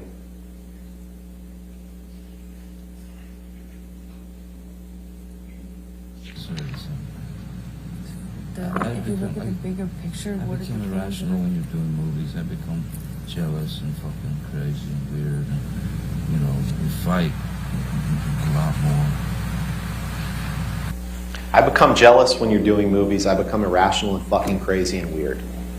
Out of his own mouth. This is some of the notes of Dr. Blaustein, his therapist. Called him self-destructive. Something about wait up to fight the devil. Jealous. And I know this is hard to read, but you can see jealous. You can see paranoia, fear, envy. He wanted to control her. He wanted to own her. He didn't want her to have any career. And then he says things like, I have other uses for your throat, which do not include injury. No one who hasn't previously grabbed someone by the throat would write, which do not include injury. But we all know how Mr. Depp thinks along these lines, because you saw these two texts the other day that he sat on the stand and denied writing. And I'm not going to read them to you again, because they're the most vulgar, vile writing you can imagine. He said, that's not my style. I wouldn't write like that. Of course he would. And he did. These are texts that he produced, that he gave to Amber and our team in this litigation, from him to his personal assistant, Stephen Deuters. This is the way he thinks about women. This. Not what you heard on the stand. That. It's disgusting. He admitted that he cut his finger off. This is evidence of him admitting to it to people other than Amber. I cut the top of my middle finger off. Says that to Dr. Kipper. Says it again to Dr. Kipper. The bottom one he says to Nurse Velati. I just chopped my finger off. But he does say it to Amber too. Remember, we played this one 4 times, and Mr. Depp denied that he was actually saying, the day that I chopped my finger off. Let's hear it one more time. I don't know. I'm talking about Australia, the day that Now we're talking about Australia. Okay. The day that I chopped my finger off. So let's fast forward to March 23rd, 2015. After just a few weeks in Australia, Mr. Depp has a finger injury, no doubt about that. He comes home. He gets what they call a soft cast on it, which you heard his treating physician and our experts say it doesn't have sides on it, but it's a hard plaster cast over the top of his finger that can be wielded like a club. And they got in an argument when Miss Heard discovered that he was having an affair with a woman named Rochelle that had been going on before the wedding, after the wedding, and she confronted him about that. No surprise there. They got in a huge argument. At some point in the argument, he bolted up the stairs. Now, Travis McGivern claims that she threw a Red Bull can at him. She and Whitney Henriquez say that absolutely didn't happen. But even if you believe Mr. McGivern, at some point, Mr. Depp went up the stairs. He went to the fight. This is the man that claims he always wants to run, and this time he had his bodyguard with him. So he could have just walked out the door, but he runs up the stairs, and Miss Henriquez is standing on the precipice of the stairs, and Amber admitted that when she thought he was about to push her down the stairs, as he's grabbing at her and Amber with his free hand and trying to club them with the casted hand, that she said, "I punched him square in the face. I punched him square in the face." And they showed you a picture of the shiner that she had, that Mr. Depp had. Miss Heard doesn't deny that. They're trying to say she's the abuser for defending herself and her sister from this animal who's running at them. This person that they claim couldn't possibly have done this because he had a hurt finger. Yet he could have done this. This is what Mr. McGivern said was rearranging her closet. I don't know what you all do when you rearrange your closets, but I hope it doesn't look like this. This is throwing a clothing rack down the stairs. This is knocking this over. This is what he did to rearrange her closet with his hurt finger that he couldn't possibly have hit Miss Heard with, they claim. That in and of itself, that destruction of property, even if he hadn't hit her that night, that's abuse. Imagine being married to someone and walking on eggshells so thick that you don't know if you set them off if that's what's going to happen. That's abuse. And it's disgusting. But sometimes he would apologize. He'd say, "I can't express how sorry I am for having stooped so low as to have spewed such vicious untruths for the sole purpose of hurting you. Grievous error, shameful." So he went in these cycles. She thought he could change for good. And when it was good, it was really good. But then sometimes things like December 15th came around, where she remembers him chasing her in the kitchen. She remembers him shoving her 2 or 3 times and sending her toppling over a Chase lounge and saying, "Do you really want to go again, tough guy?" And she looked at him and he balled up his fist, leaned back, and headbutted her square in the nose and pounded her head with the back of his fist so she couldn't breathe on that bed that we're going to see in a second, where she was suffocating in this pillow top. And she said, "This is when I thought I was going to die. He's going to kill me and he doesn't even know what he's doing because he's out of his mind." And these are the pictures that they claim. I don't know what they're claiming. I don't know if they're claiming she painted on the bruise. Oh, you weren't hurt badly enough, so therefore you're making it up? Look under her eye. And again, their theory is that all of this is a lie. All of this was some grand hoax. If this were a hoax, ladies and gentlemen, she'd have worse injuries than that. She'd really do it up. She took pictures as they existed when she could at the time of abuse. And yet Ms. Vasquez has the nerve to say, well, why didn't she videotape an incident of abuse? What, as she's being hit, she's supposed to somehow grab a video camera with one hand while she's defending herself with another hand? You heard her in one of the audio tapes talking about when she hit him as he was trying to barge at her and she got her feet caught under a door as he's coming after her. And of course, as Don Hughes testified to, victims of coercive control like this, they do try to appease their abusive partner and apologize for things that aren't their fault. So as you're coming at me, Johnny, and you push a door into me, and I have to hit you to get away, to protect myself, yeah, she did apologize for that because that's the cycle of violence. That's what victims do. Yet they continue to blame the victim. There's no evidence she painted on that bloody lip. And again, if we're talking about a hoax, the next day she went on James Corden and they say, well, you can't see any injury there, so it must not have been. She would have to be the dumbest person in the world to say, I'm going to commit an abuse hoax, but let's do it the day before I go on national television. Let's do it the day before. But you heard Melanie Iglesias, her makeup artist, testify in great detail. And I didn't even understand half the terms about makeup that she was using. But she testified in great detail about exactly what she did to cover up those bruises. The red lipstick that she put to cover up the busted lip. You heard the testimony of that from a neutral party who said exactly what she did. She talked about how she looked at the color wheel to neutralize the bruising. They claim it was just an accidental headbutt. Well, no accidental headbutt rips out hair.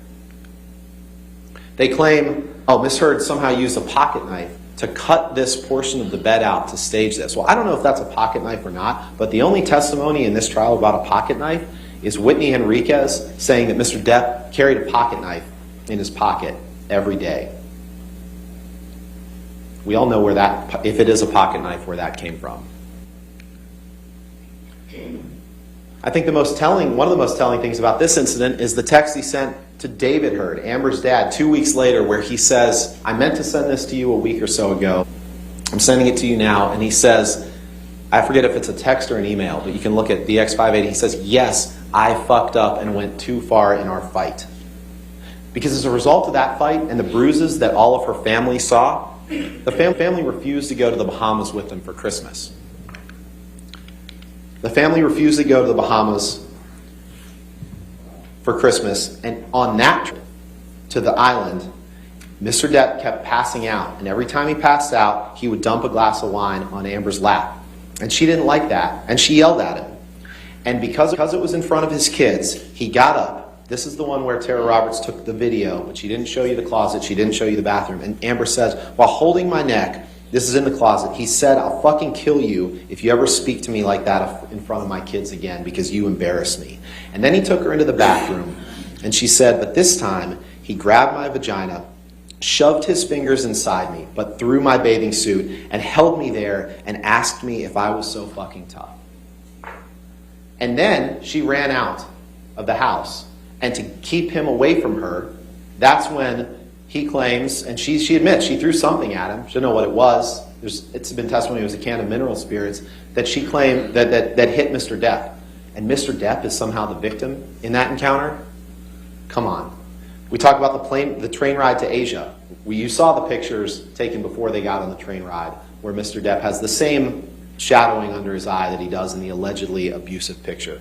But in that picture, he held in that train ride, talk about a honeymoon, he held her up against the wall while she was trying to get his arms off her neck, and he was squeezing her neck against the railway car, and at some point, I pulled the lapel of his shirt, he rips the shirt off, and she woke up with the shirt around her neck and a giant knot in the back of her head.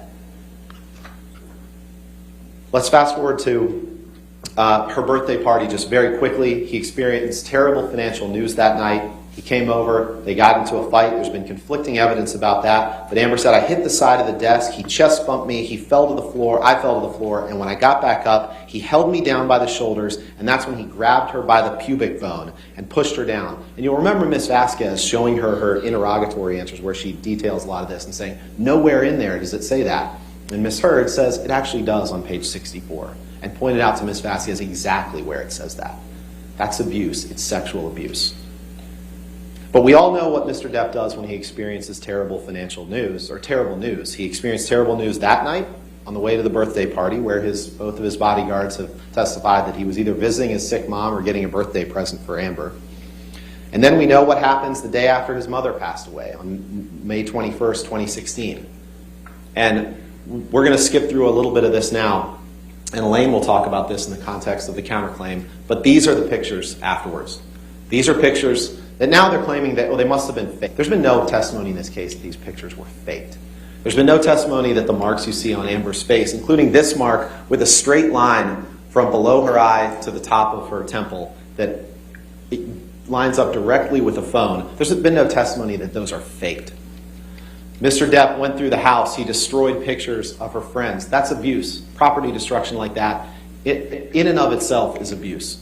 He destroyed her office. He destroyed her friend Rocky Pennington's preparation for the bead show that she was having. He spilled wine in the hallway that you'll notice the police denied. Oh, there was no spilled wine in the hallway. Well, even Isaac Baruch testified that he saw this in the hallway. And they said she never sent anything to her medical providers. These are the texts that she sent to her nurse, Erin Filati, the night that it happened. These are pictures of her in the courtroom. We're not going to play this right now, but you can listen to this. This is that terribly disturbing text of him in July of 2016 threatening to cut himself and telling, you cut me or I will. You all remember playing that. It was awful. It was awful. I'm not going to play it again, but it was horrible. That in and of itself is abusive. This is the document that Mr. Depp signed, the divorce agreement, where he says, signed in agreement with his signature, neither party has made false accusations for financial gain. He said that then. He could have fought this then, but he didn't because he knew that her allegations were true. But then he continued his campaign of humiliation. He says, I want her replaced on that WB film. Ladies and gentlemen, the facts are absolutely overwhelming of abuse. One time, that's all you have to remember. Mr. Depp simply cannot prove to you that he never once abused Amber. And if you don't know, you have to return a verdict for Ms. Heard. A ruling against Amber here sends a message that no matter what you do as an abuse victim, you always have to do more. No matter what you document, you always have to document more. No matter whom you tell, you always have to tell more people. No matter how honest you are about your own imperfections and your own shortcomings in a relationship, you need to be perfect in order for people to believe you. Don't send that message. That's what he wants you to send. So I'm going to quickly get to another point that you have to find in order to prove or in order to rule for Mr. Depp. You would have to find that Ms. Heard made the statements with actual malice. Now, what Mr. Chu didn't tell you is that you have to find this by clear and convincing evidence. So this is much higher than the greater weight of the evidence standard that applies to the other claims, the other elements of the claim. Clear and convincing evidence is evidence that creates in your minds a firm belief or conviction that Mr. Depp has proved this issue. So if you believe that Ms. Heard did not act maliciously in writing her op-ed, then you must return a verdict for Ms. Heard, even if you think that he never abused her. But I'll quickly go over the evidence of this. The op-ed, you look at the words, it clearly wasn't a hit piece. She visited her attorney, Eric George, who testified by video that his objective was to make sure that there could be no meritorious claim that could be brought about this article relating to defamation. He gave Ms. Heard advice. She affirmatively followed all of it. So you cannot find that Ms. Heard met the clear and convincing evidence standard, given the testimony of Eric George, given the testimony of Terrence Doherty from the ACLU, when Amber went out of her way to ask her lawyer if it was okay.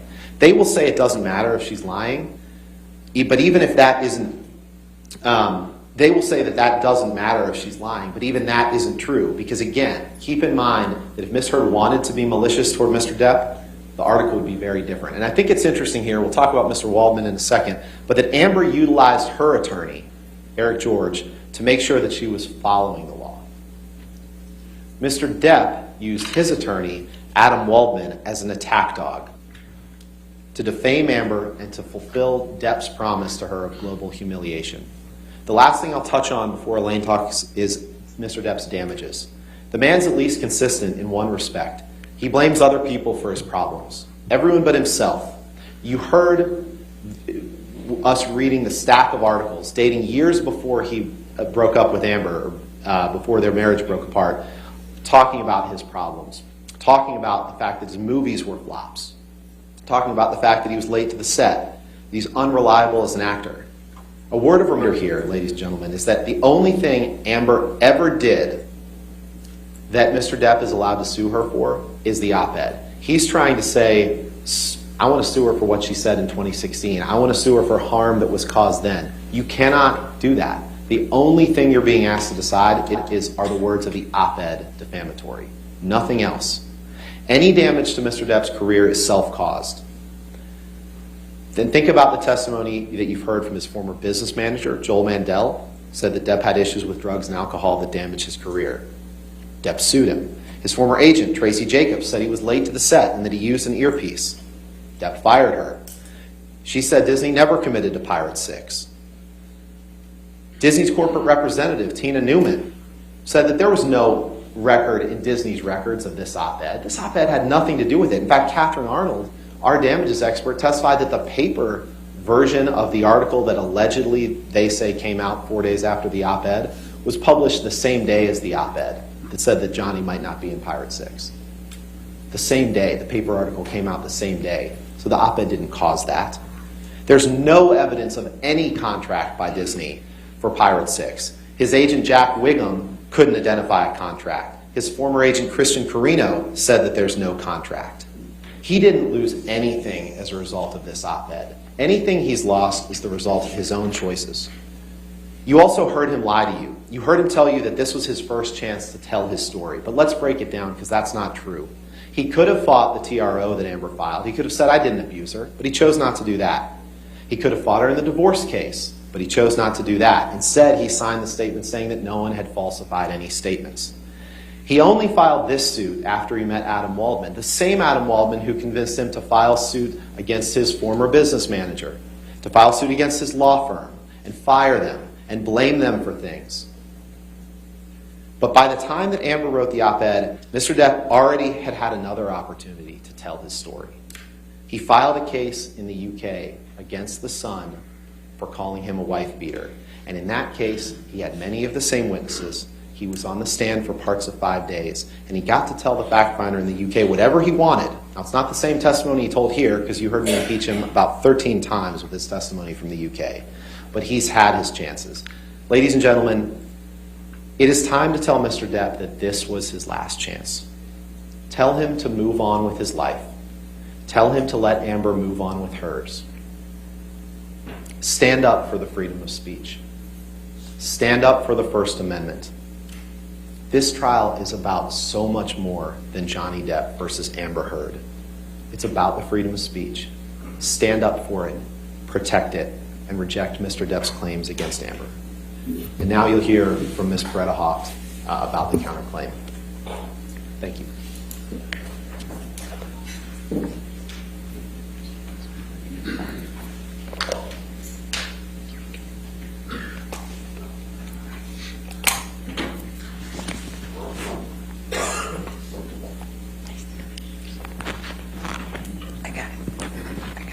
Yep. I'm good. Good. I get to say good afternoon. And I know you've been listening to everybody for a long time here, and I echo Ben's very strong thank you to all of you for this extreme service and extraordinary service. We really appreciate it. I'm going to go really fast and try to go as quick as I can so that you can get a break from us and go make your decision. I know you're probably itching to do it at this point. But this is very important to us, and we appreciate your listening, and we appreciate your being here. I'm going to stay on this slide for a moment, and there's something that's very important on this slide that hasn't been brought to your attention by Mr. Depp's team. When you see the actual damages, go down to the last paragraph, if you will. It says, Mr. Depp cannot recover damages for any harm that occurred after November 2, 2020. Do you all see that? So what Mr. Depp's team got up here and told you through Mr. Chu this morning has nothing to do with this case. He had his chance in the UK. The lawsuit was filed June 2018, 6 months before the op-ed. The trial was July 2020. The process ended, according to Mr. Marks, their expert, on November 2, 2020. And his damages stopped then. He can't get reputational damages. He can't get his legacy back for his children. He can't get anything after that day from you. You can't restore his reputation. You can't give him anything. They didn't tell you that, but the court told you that. And that's a very, very important thing here. He told his story. He had his opportunities. He had his full opportunities to do all of that. And he came in here and lied to you and said he's here to get his reputation back. It's just one of many lies in this case, but it's a really big one. Because here we are, 6 weeks of your time, precious time, 6 weeks of this court's time, for what? For nothing. Only to go after Amber. That's psychological abuse. He's going after Amber for nothing. Because he wants to put her through this again, the third time. So we're fighting back, and that's the counterclaim. She finally has said enough. Enough. And we're asking you to finally hold this man responsible. He has never accepted responsibility for anything in his life. You've heard it this whole time. He hasn't admitted to anything. He's blamed everybody in the world, his agent, his manager, his lawyer, Amber, his friends, everybody. But he's never accepted responsibility for a thing he's done in his life. But we're asking you to accept, to make him accept responsibility, to hold him legally responsible for his actions, and to fully and fairly compensate Amber for what he has done by creating this concept of a hoax for the defamation that he has committed, that you have heard so much about, that just took wildfire and went off into negative media and has made Amber's life pure hell up to this day. We're asking you to do that, to compensate her, to be fair and hold him responsible so he stops. We don't want another lawsuit. We don't want anything else. We want to leave Amber alone and let her get on with her life and raise her child. So let's talk about the counterclaim for a moment. These are Adam Waldman's statements. You've heard Mr. Depp say, well, why aren't you suing Mr. Waldman? Isn't that typical of Mr. Depp? He doesn't take responsibility for anything, so now he's going to blame his lawyer. But the evidence is very clear on all three statements, and we'll show them to you in a minute, that he says Adam Waldman, Mr. Depp's attorney, says these things. Now, Mr. Depp says, oh, I didn't even know about those until the counterclaim. Well, we know that's not true because Mr. Waldman's testimony was 2 months before those statements were made. In February of 2020, Mr. Depp accompanied Mr. Waldman to the Daily Mail, the same place that all three of these statements were published, and he gave him 2 spliced audio tapes to try to make it look like Amber was the person who was committing the abuse. He went with him. He knew that Mr. Waldman was doing this. He knew that Mr. Waldman was launching a campaign against Amber to try to discredit her. And the timing of this, we're talking, the statements now are April and June of 2020. The trial is July of 2020. So they're launching an attack to try to discredit Amber before the trial in the UK. That's what happened here.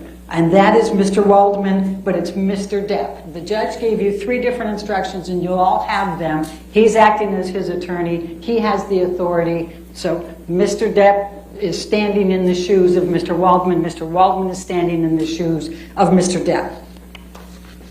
Michelle, can you please bring up the first statement?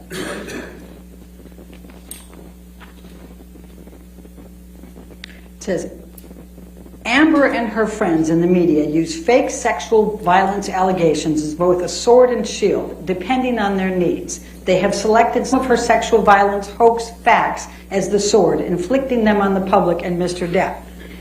Now, what this statement is meant to imply is that Amber is lying about the sexual assaults and using them with the media to try to discredit Mr. Depp. That's the clear implications of this. Now, the first part of this is this contradicts Mr. Depp's claims today that the first time you ever heard about the sexual assaults that happened was in this case. It was in the UK case. This is the case that Mr. Depp brought in the UK. And instead of Amber Heard trying to put this out in the media, she did exactly the opposite. Now, this article's not in your evidence, but at least some of you will remember it being shown at one point with the title that said that Amber was successful in being able to treat her allegations of the sexual violence confidential in that proceeding. And it was treated confidential. She did exactly the opposite. She didn't want to tell people this. And you know that. You watched her on the stand. It was heart-rending for her to have to do this with the cameras, no less. But what else is false about this statement? It's that there was no false statements of sexual violence. Ben went through all 4 of them, and I will not repeat them all. You heard the testimony, and interestingly enough, you didn't hear any stories that differed from that with Mr. Depp. He didn't get on the stand and say, you know, no, this didn't happen, to at least a couple of them. and he can't in Australia. He can't remember anything, likely. But if you just look at the pictures of the destruction in that house, I mean, imagine painting those canvases and how long that took and how much hatred and rage you have to have for somebody to do something like that. Writing on the walls, tearing up her nightgown and wrapping pieces of raw steak and putting it all over the house. Remember that she also testified that he took her clothes and swiped them through all the paint before she left. You know these things happened. With respect to the malice on this one, you know he knows that he did these things. You know that he knows he was out of it for 3 days. And that's all that we need to prove for malice. But there's a couple of more facts here. But you can find whatever Mr. Waldman's done, and you can find whatever Mr. Depp has done. And both of those are the same for purposes of evaluating the verdict form. They stand in each other's shoes. When you have an agent, and that's what the jury instructions say, you can go with both. What did Mr. Waldman do? There was an article about the sexual violence that he had put from the April one that went into the trial. Amber's testimony, she was sitting near him in the trial. Adam Waldman threw that newspaper down in front of her defiantly. That's actual malice. And she was quite upset, and you heard her testimony on the stand about that. He was just inflicting it on her. Remember Bruce Witkin's testimony. This was Johnny Depp's best friend for 40 years until he testified truthfully 4 years ago about the drugs and alcohol, and he stopped talking to him. There was a couple of really important things that Bruce Witkin said. One of the things he said, he met Adam Waldman once. Adam Waldman said, "Do you have any dirt on the Mandels?" And he said no, and that was it. Then he didn't care. He is an attack dog. All he wants to do is attack and put dirt on people. The second thing that Witkin said that I think was pretty instructive was that Johnny Depp has deep-seated anger issues that have nothing to do with Amber. He remembered even back when Johnny was married to his sister-in-law, he had extreme jealousy even back then.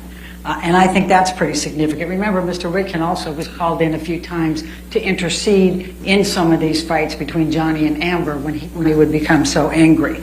The last thing I thought he said that was actually pretty important was that Kipper and his whole group are a scam. He said, you know, how is it that they can be sober doctors, you know, for these years, and he's never sober. You know, he's even taking pot all the time. How can you be sober? I thought that was quite instructive. But in any event, going back to, that's the first statement. The second statement, Michelle, if you can bring that one up. Oh, before I go there, I want to talk about a few more things from Mr. Waldman that you have in your pocket to be able to find additional malice with him.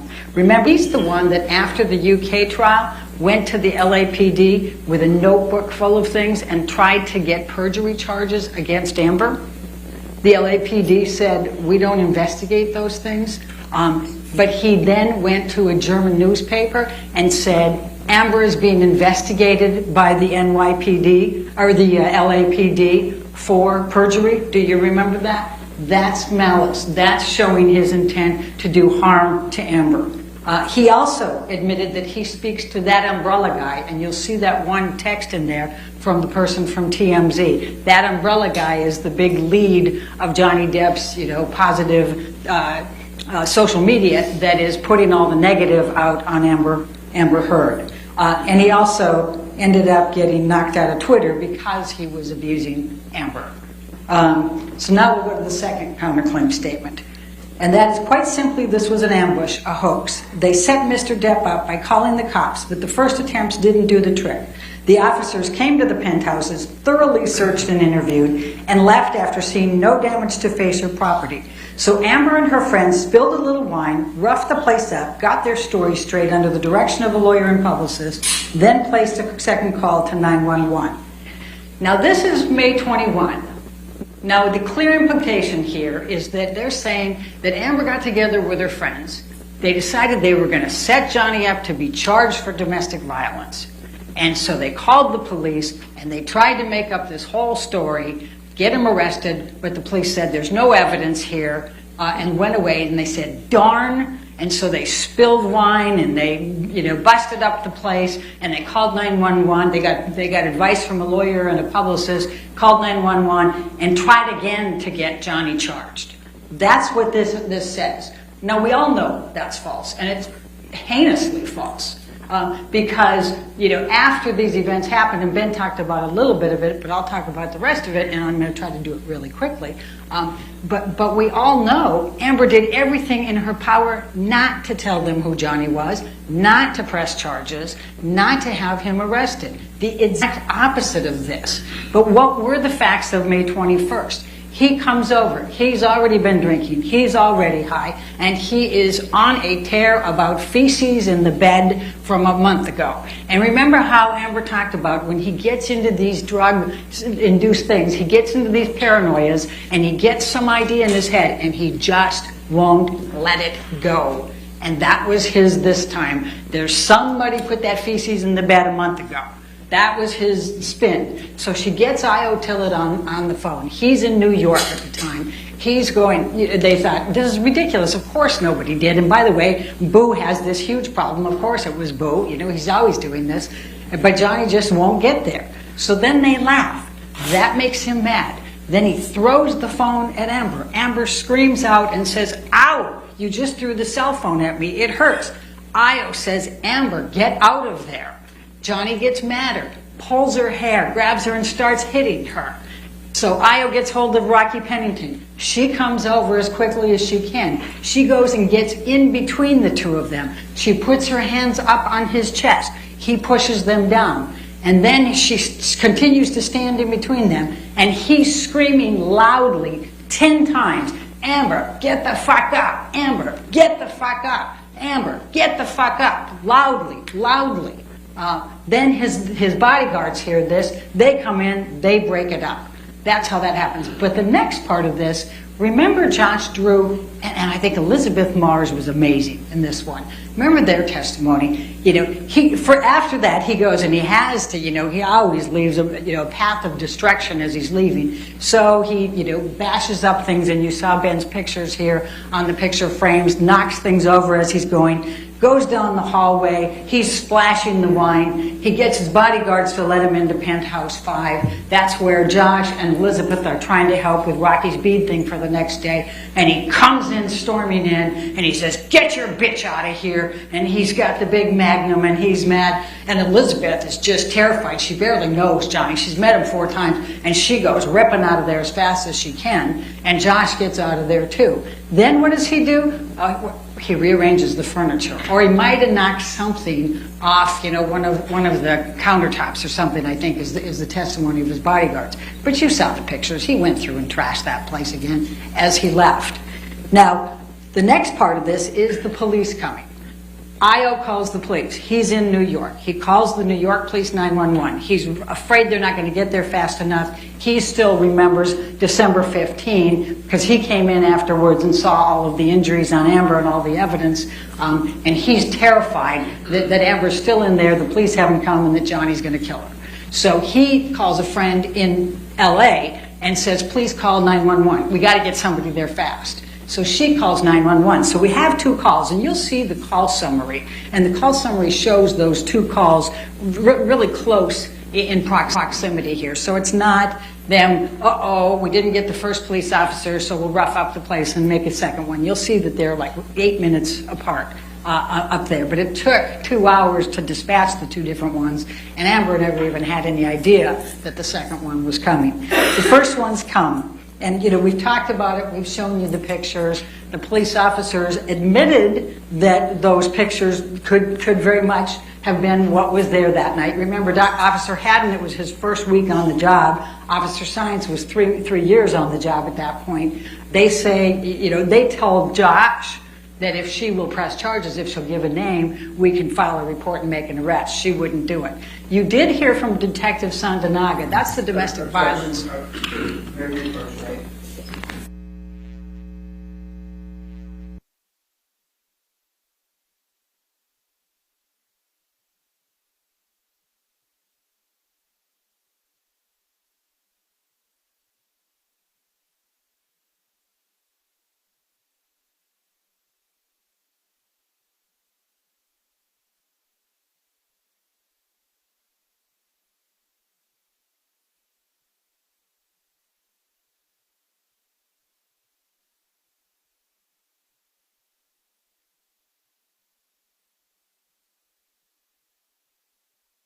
You recall Josh Drew saying that the police officer told him, she'll give a name, we'll make an arrest. He definitely said that. But in any event, she would not cooperate. She didn't want to. But Detective Sandanaga, their domestic relations or domestic violence person, said they should have done an incident report no matter what, even if they decided there wasn't a crime. Because domestic violence has the cycles, they come back, and it's good to have the record for the next time that it might happen. So she said they should have under the circumstances, even if they didn't. And she also said that when they put verbal dispute only in those calls, it is a code that they use, and you'll see that it's twice on that call report, so to say that's why we didn't write a report. But in any event, whether the police officers, forgot about it 2 months later when they were first asked about it, whether they just decided she's never going to press charges, and you'll see on the call report they're insisting that to the second set, it doesn't make any difference. The point is, this is still false. This statement is still false because Amber did everything but try to press charges against Johnny Depp. So they go away. And the testimony is that Josh and Amber and Rocky cleaned up because they have dogs, so they cleaned up a lot of the glass and the wine and those types. They had no idea the second police officers were coming by, and they certainly didn't call them, and they certainly didn't talk. They never talked to a publicist. She did talk to a lawyer who gave her advice, and that's why she wouldn't tell them, anything. She said, "I'm not going to cooperate at all." So the second one's coming. You saw that. You've got the video cameras in there, and you see there's no effort by them to try to get now these officers to press charges against Johnny Depp. Just the opposite. Josh Drew doesn't want to even let him in the place. They come through quickly. Everything's fine. They wave. Everything's fine. Are they trying to press charges against Johnny? No. They're not trying to do anything. They're trying to get him out of there, which makes this statement 100% false. Was it made with malice? Absolutely. There's nobody that thinks that Amber tried to press charges that night. Johnny knew that. But the other thing that's very helpful and what you should look at is Defendants Exhibits 772 and 773. Because once again, the next day, Johnny apologizes to Amber. He says in two different text messages, that's 772 and 773, he says, "My profound apologies" in one of them, and "my apologies are eternal" in the other one. What is he apologizing for the next day on May 22nd if he didn't know that he did all of those things? And by the way, remember Isaac Baruch even remembers the wine in the hallway. None of the police officers remember the wine. And that's because they're busy and they got a zillion other things going, and they didn't remember this call 2 months later when they were asked about it. So that's the next one. So clearly that's 100% false. Clearly they knew it. Clearly there's malice in making that statement. They're trying to suggest that she's manufacturing evidence with her friends to try to frame Mr. Depp. Nothing could be further from the truth on that one. And she did not want those police officers to press charges. Now let's go to the third one. Oh, and let's talk about the makeup just for a moment while we're going to the third one. This makeup thing, fresh-faced, natural. These were Adam Waldman planting these when he talked to the ECB people. Remember the testimony here. We kept asking, so did you talk to Mr. Waldman? Did you talk to Mr. Waldman? Mr. Waldman was trying to plant in all of these people's minds. Objection, Your Honor. Somehow, she wasn't. The approach?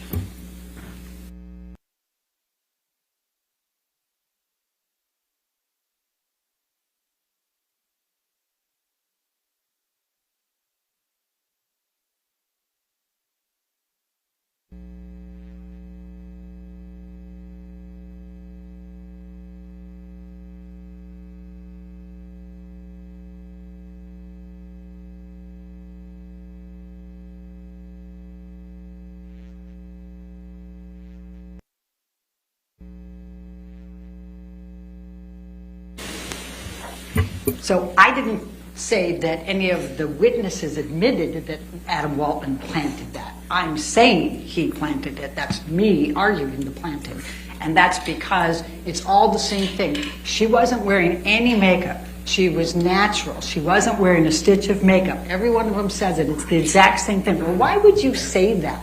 She's an actor. She's not going to go outside her house, without putting makeup on. And if she has bruises, why on earth, when she's been covering them up for 4 years, why on earth would she not put makeup on so that she would cover those up? Why on earth would she not want to cover up those bruises? It makes no sense. But you know what? You guys saw her here. You guys saw it. You saw Amber on the stand. There were days where she didn't wear eye makeup. A lot of people think that she's not wearing makeup when she doesn't have mascara and eyeliner on. She has different looks, and some of them are with eye makeup and some of them are without. And people misunderstand, especially people that aren't that good at makeup, and a lot of men, frankly, go, oh, then she probably doesn't have makeup. And that's where that mistake happens. But you heard her testimony, and you heard her makeup artist testimony saying she doesn't go out of her room without concealer and foundation. She knows how to put these things in. And you saw Defendant's Exhibit 155, and you'll have the actual thing in there. That's the type of palette she used, and she was very adept at telling you what colors she puts on for the different days of bruises. This is a woman who for 4 years did everything she could to cover up anybody knowing anything about this abuse. Do you honestly think she's just going to walk around for the week with her bruises exposed? Of course she's not. Now, let's go to the third one. And this is the abuse hoax. He says, we've reached the beginning of the end of Ms. Heard's abuse hoax against Johnny Depp. Now, obviously the defamatory meaning of that is that Amber's creating an abuse hoax. But there is no abuse hoax. I don't need to tell you all of the evidence because Ben did a beautiful job of just taking you through all of those different things, but I will point out a couple things for you. And that is, remember Bonnie Jacobs, the therapist. Dr. Hughes and Dr. Spiegel testified about Bonnie Jacobs' notes. And remember that I was holding that, you don't get to see them, but they testified that they went through them. Dr. Hughes testified that she also spoke with Bonnie Jacobs. She kept contemporaneous notes from 2011 when she first started seeing Amber. And the abuse is documented in those notes, is what Dr. Hughes testified to. They start in 2012, both physical and sexual. Objection, Your Honor. That Dr. Hughes testified to that.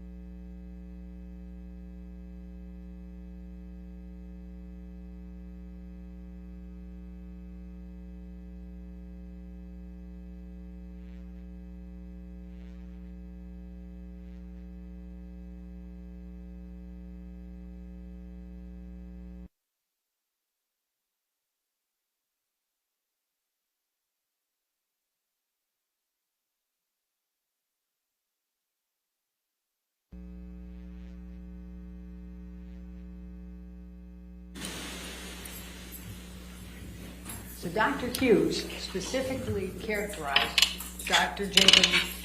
Bonnie Jacobs' notes as reflecting both contemporaneous physical abuse and sexual abuse throughout that time period. Dr. Spiegel confirmed that later and said the same. When I asked Dr. Curry if she had reviewed those notes, she said yes, but she had no comment and she Your Honor, didn't objection. that that was in there.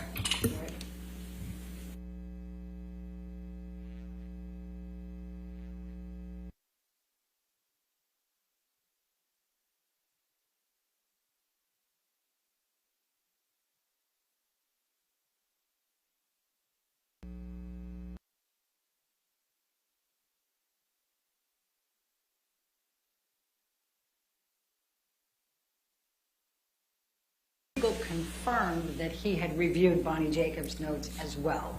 And when I asked Dr. Curry, she said she had reviewed them, but she had no comment, but she also didn't deny that those were in there.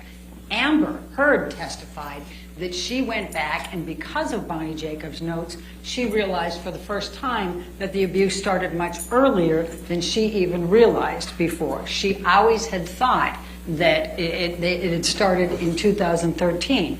When she went back and saw Bonnie Jacobs' notes, she realized that it had started much earlier, and she was very embarrassed by that.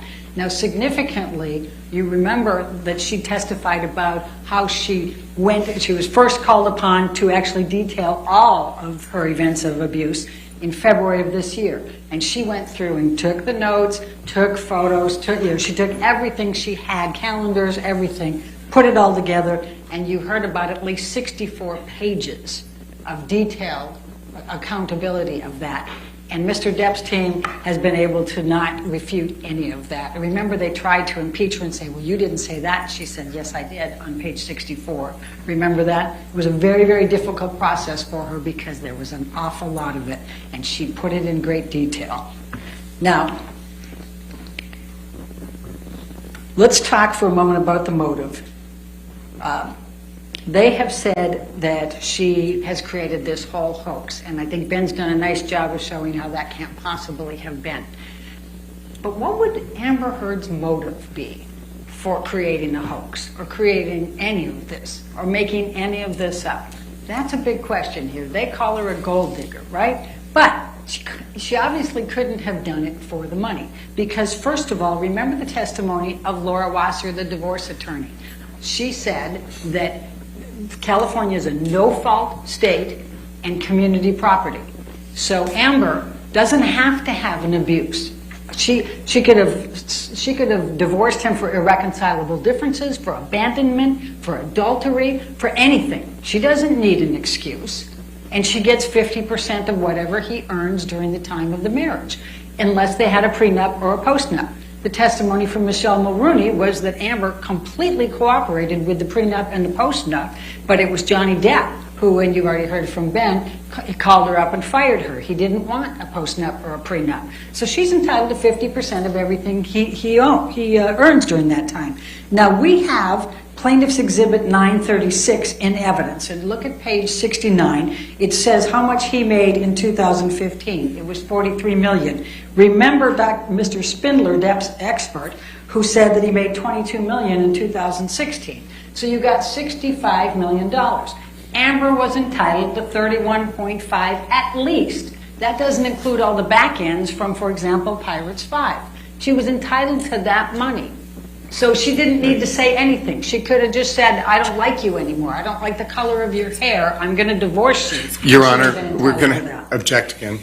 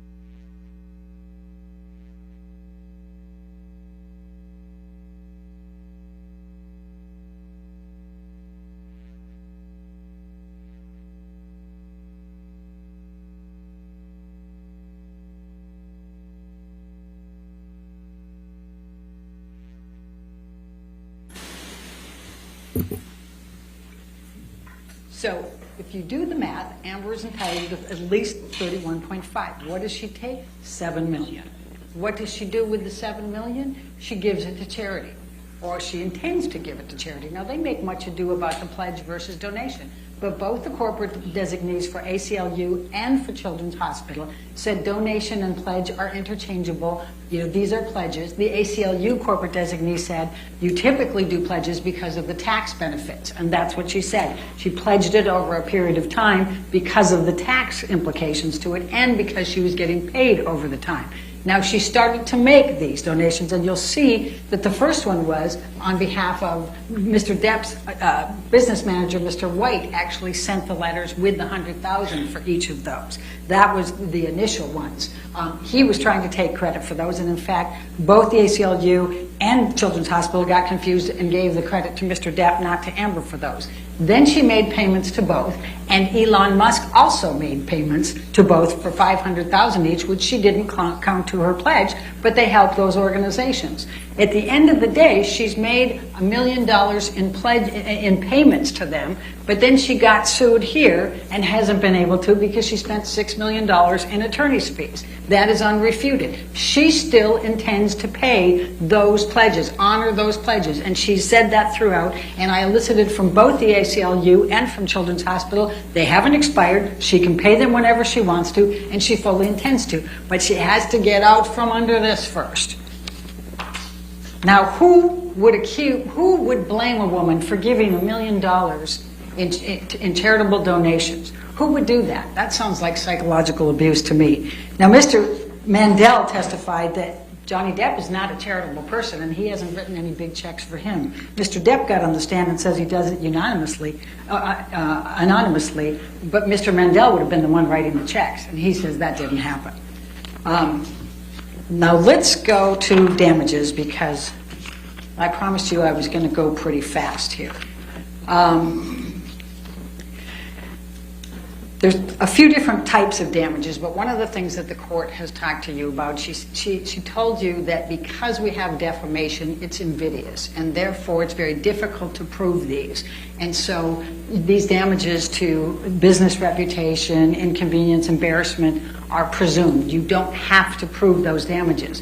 And one great example of that is the testimony from Mr. Hamada at Warner Brothers. He didn't want to have to get in the middle of all of this with Aquaman 2. They haven't even released it. So he didn't read anything in preparation for his deposition. He didn't talk to anybody before his deposition. He said that he tried to do technicals and say, no, we never terminated her contract, but oh yeah, we did tell her we were probably not going to renew her option.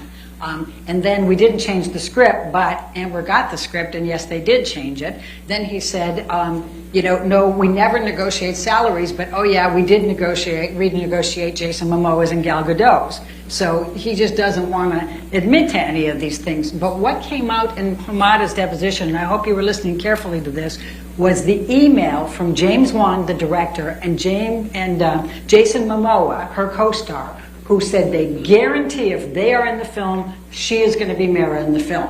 Why would they do that unless they thought Warner Brothers was being unfair to her? And why did she get almost knocked out of it? Because of the defamatory statements. When they came out, they took on a life of their own. Ron Schnell, the young Sheldon, I call him, or the Doogie Howser, our expert on IT, took you through and tracked how they tracked the defamatory statements, the language from the defamatory statements, how that went through the social media and the negative social media. And it kept going and kept going. And he tracked all the way until a few months ago over 2.36 million negative tweets, negative Instagrams, negative social media's comments about Amber that relate specifically to the information that was in those 3 defamatory statements. It took on a life of its own. They started to get Amber fired from Aquaman 2. They have continued to this day. They have followed her everywhere. Everybody has stopped wanting her. L'Oreal won't use her, even though they've kept her on from that time. She lost 3 different opportunities that were being discussed with her. The most significant part of that, though, is that Aquaman was the biggest blockbuster ever for DC Films. It was the biggest. It was over $1 billion. This was her opportunity for her star. Even the experts from Mr. Depp admitted this was her blockbuster, this was her mega. But what happened instead? As she's going through, as it's coming out, and in that 16 months they were going, well, nothing happened. Yeah, lots happened. She had 3 different films she was discussing. She got the L'Oreal contract. She got The Stand. All of those things were happening because of Aquaman. And then everything shut down. She wasn't allowed to do publicity for The Stand. She wasn't allowed to, she hasn't been allowed to do anything for L'Oreal. She got shut down from her charitable organizations. She ended up not getting the Amazon movie. And then they gave her a hard time about Aquaman 2. And instead of the career trajectory of the other comparators, who all went way up, and by the way, all the experts admit that career trajectory went well for all the rest of them, and she's the only one that didn't have it. And the reason is because of the defamatory statements. So you have some very good information to help you on ascertaining those damages. Now, Jessica Kovacevic, and I don't know if you remember her, but she was her agent. She said, everybody just stop talking. The producers don't want her, the directors don't want her, nobody wants her. We just can't get the traction, and we should have been able to get the traction, and they say it's because of those statements.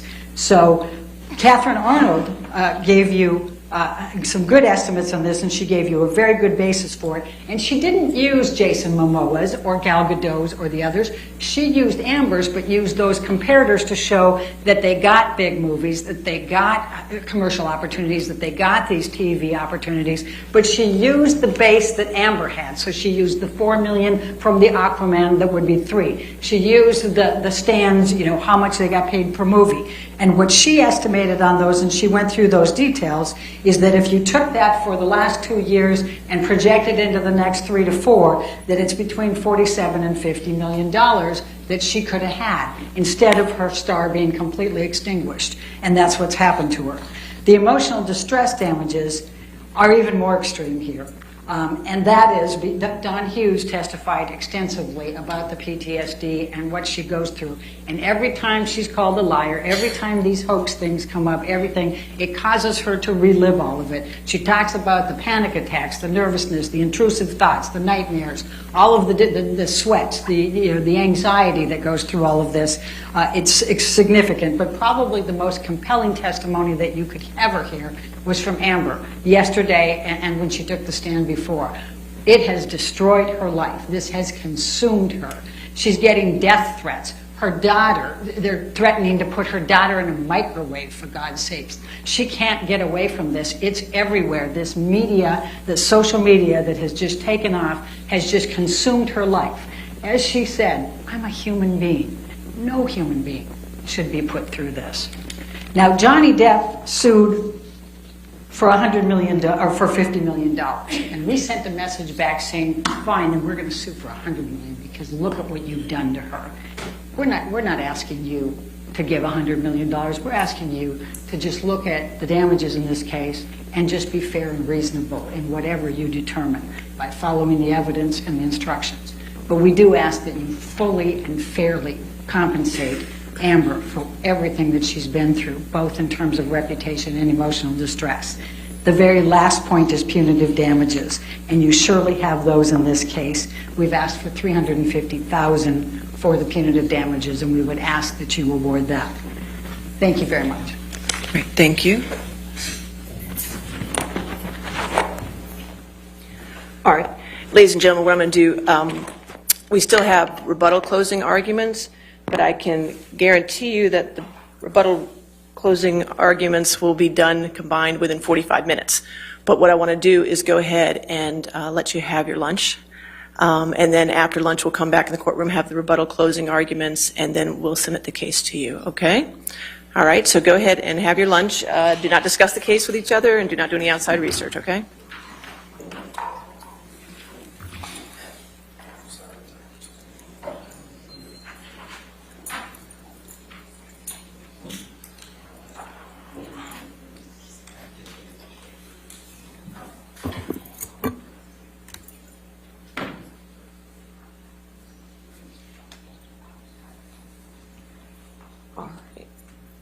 So let's come back at 2:10, and just for the record, plaintiffs have 39 minutes left for rebuttal.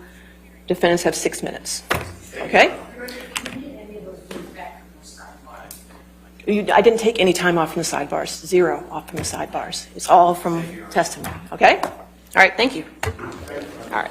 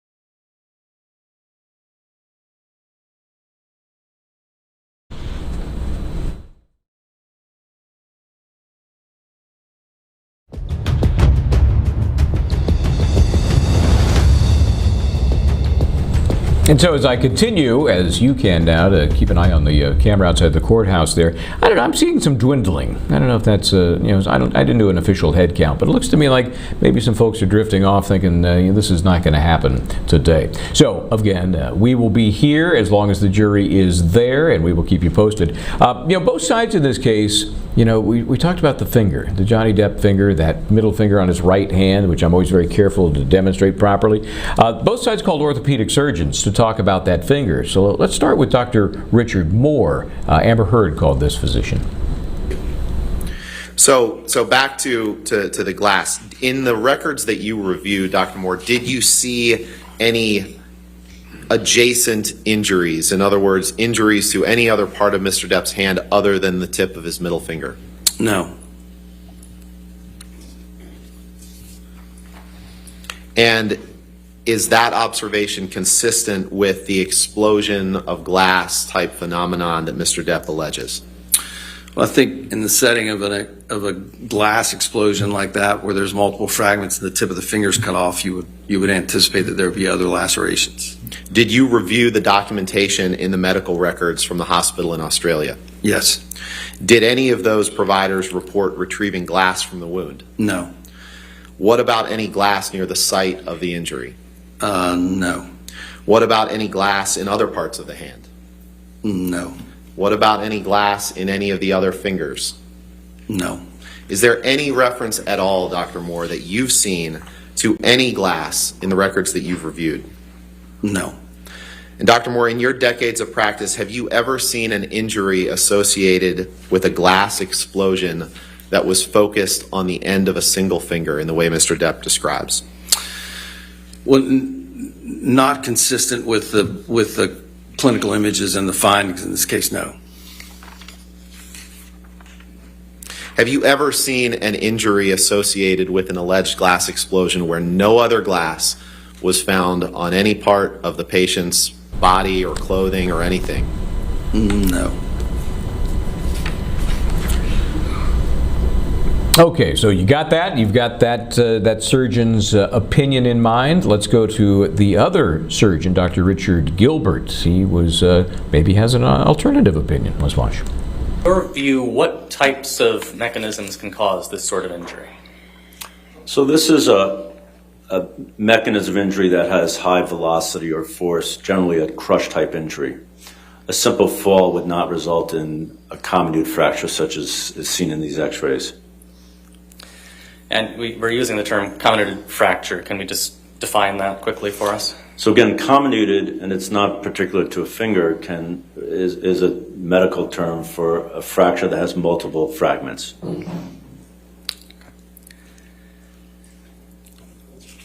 In your opinion, could this injury have been sustained in the manner Mr. Depp described? I do believe so. And how might that work? How might a thrown vodka bottle produce an injury like this? So a vodka bottle, which is a hard object, would have crushed the tip of the finger, resulting in the comminuted fracture. And in addition, as the vodka bottle broke, the glass would have lacerated the finger, resulting in the soft tissue loss that was also seen with this injury.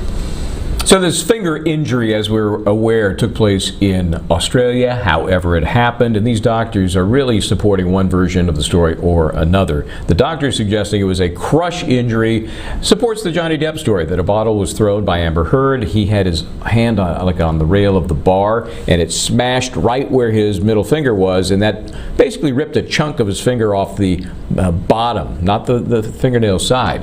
And Amber Heard's position is, no, he took a phone and was physically smashing the phone against the wall and therefore lost that piece of his finger.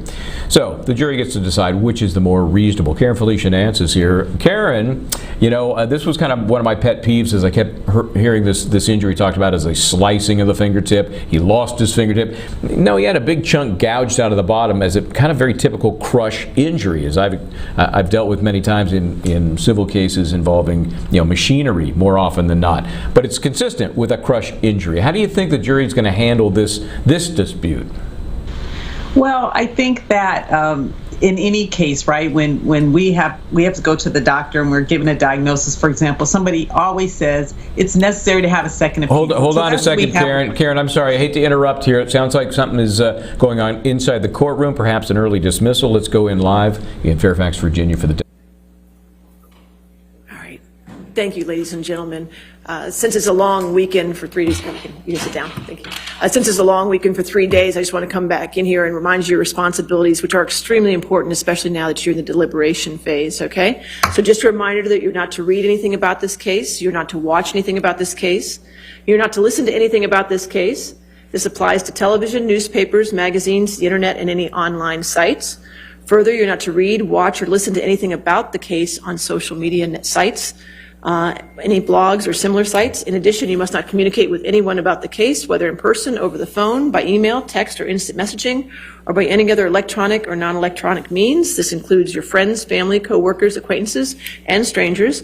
And I also instruct you that you cannot do any research or make any inquiries about this case, whether online or by any other means. All right, so have a good weekend and peaceful weekend for 3 days, and you're coming back at 9 o'clock, is that correct? All right, we'll see you at 9 a.m. At that time. You'll go straight to deliberations at that point. I won't bring you in here for that time, okay? All right, thank you.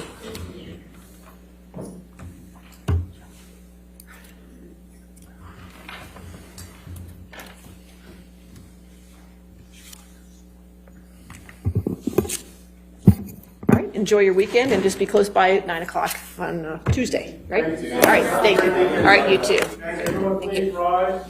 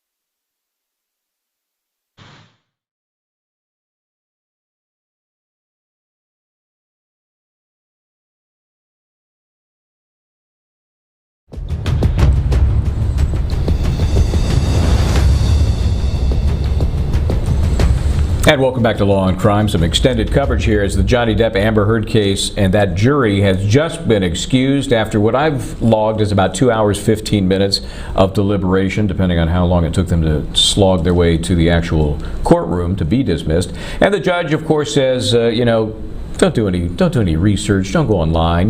Kind of do what you've been doing all along, but be even more diligent about it. So we've got a couple of things happening here in terms of timing. I do want to pass along some of the kind of the housekeeping. We've had verdicts before where the court will get notice there's a verdict, and it's almost instantaneous. Boom, we're in court. We're reading it. And quite often with higher profile cases like this one, there's a little buffer. And so the court personnel have notified us that there will be a 1 hour get ready period. So once a verdict is reached by the jury, the court will give everybody an hour to assemble and kind of get organized, pool camera all set and ready to go. So that'll be next week, though, as we now know. So joining me is Karen Felicia Nance. She's a criminal defense attorney. She's in the East Bay watching this from afar. We got you covered on both coasts here. What do you think about the damages claim in this case? Has always intrigued me because it is defamation. And if you have defamation, as we say, per se, it means that the proof of damages is presumed. And so even though there's been this weird, wacky talk about who have gotten how much from one movie or another movie, because the court has determined it is negligence or defamation per se, it means that it effectively accuses the person of a criminal act, in this case assault. Therefore, damages are presumed. I think it helps really both litigants in this case. What do you think? Also have the compensatory damages and the punitive. So the judge also indicated that that's separate, that the jury has those two measures to evaluate. And it'll be interesting to see. I can't imagine that for either Johnny Depp or Amber Heard, that if you make a determination that they were compensatory damages but not punitive, or vice versa, I think that that if you have a finding of compensatory damages, meaning they're entitled to something, it might be as simple as $1 or something like that, and then the punitive would have to follow. And it'll be interesting to see if they both end up with only $1. I can't even imagine Amber winning on her cross claim of $100 million. That doesn't seem to be reasonable, or even Johnny getting $50 million. But I think that he's been successful even if he loses his case. I think that in the court of public opinion, which is what he was really aiming toward, honestly, I think he wins either way. Yeah, I agree, and I think the money is not an issue for either. It was all about let's clear our own names, and I think the jury probably gets that. Let's take a quick break. We'll come back with more right after this.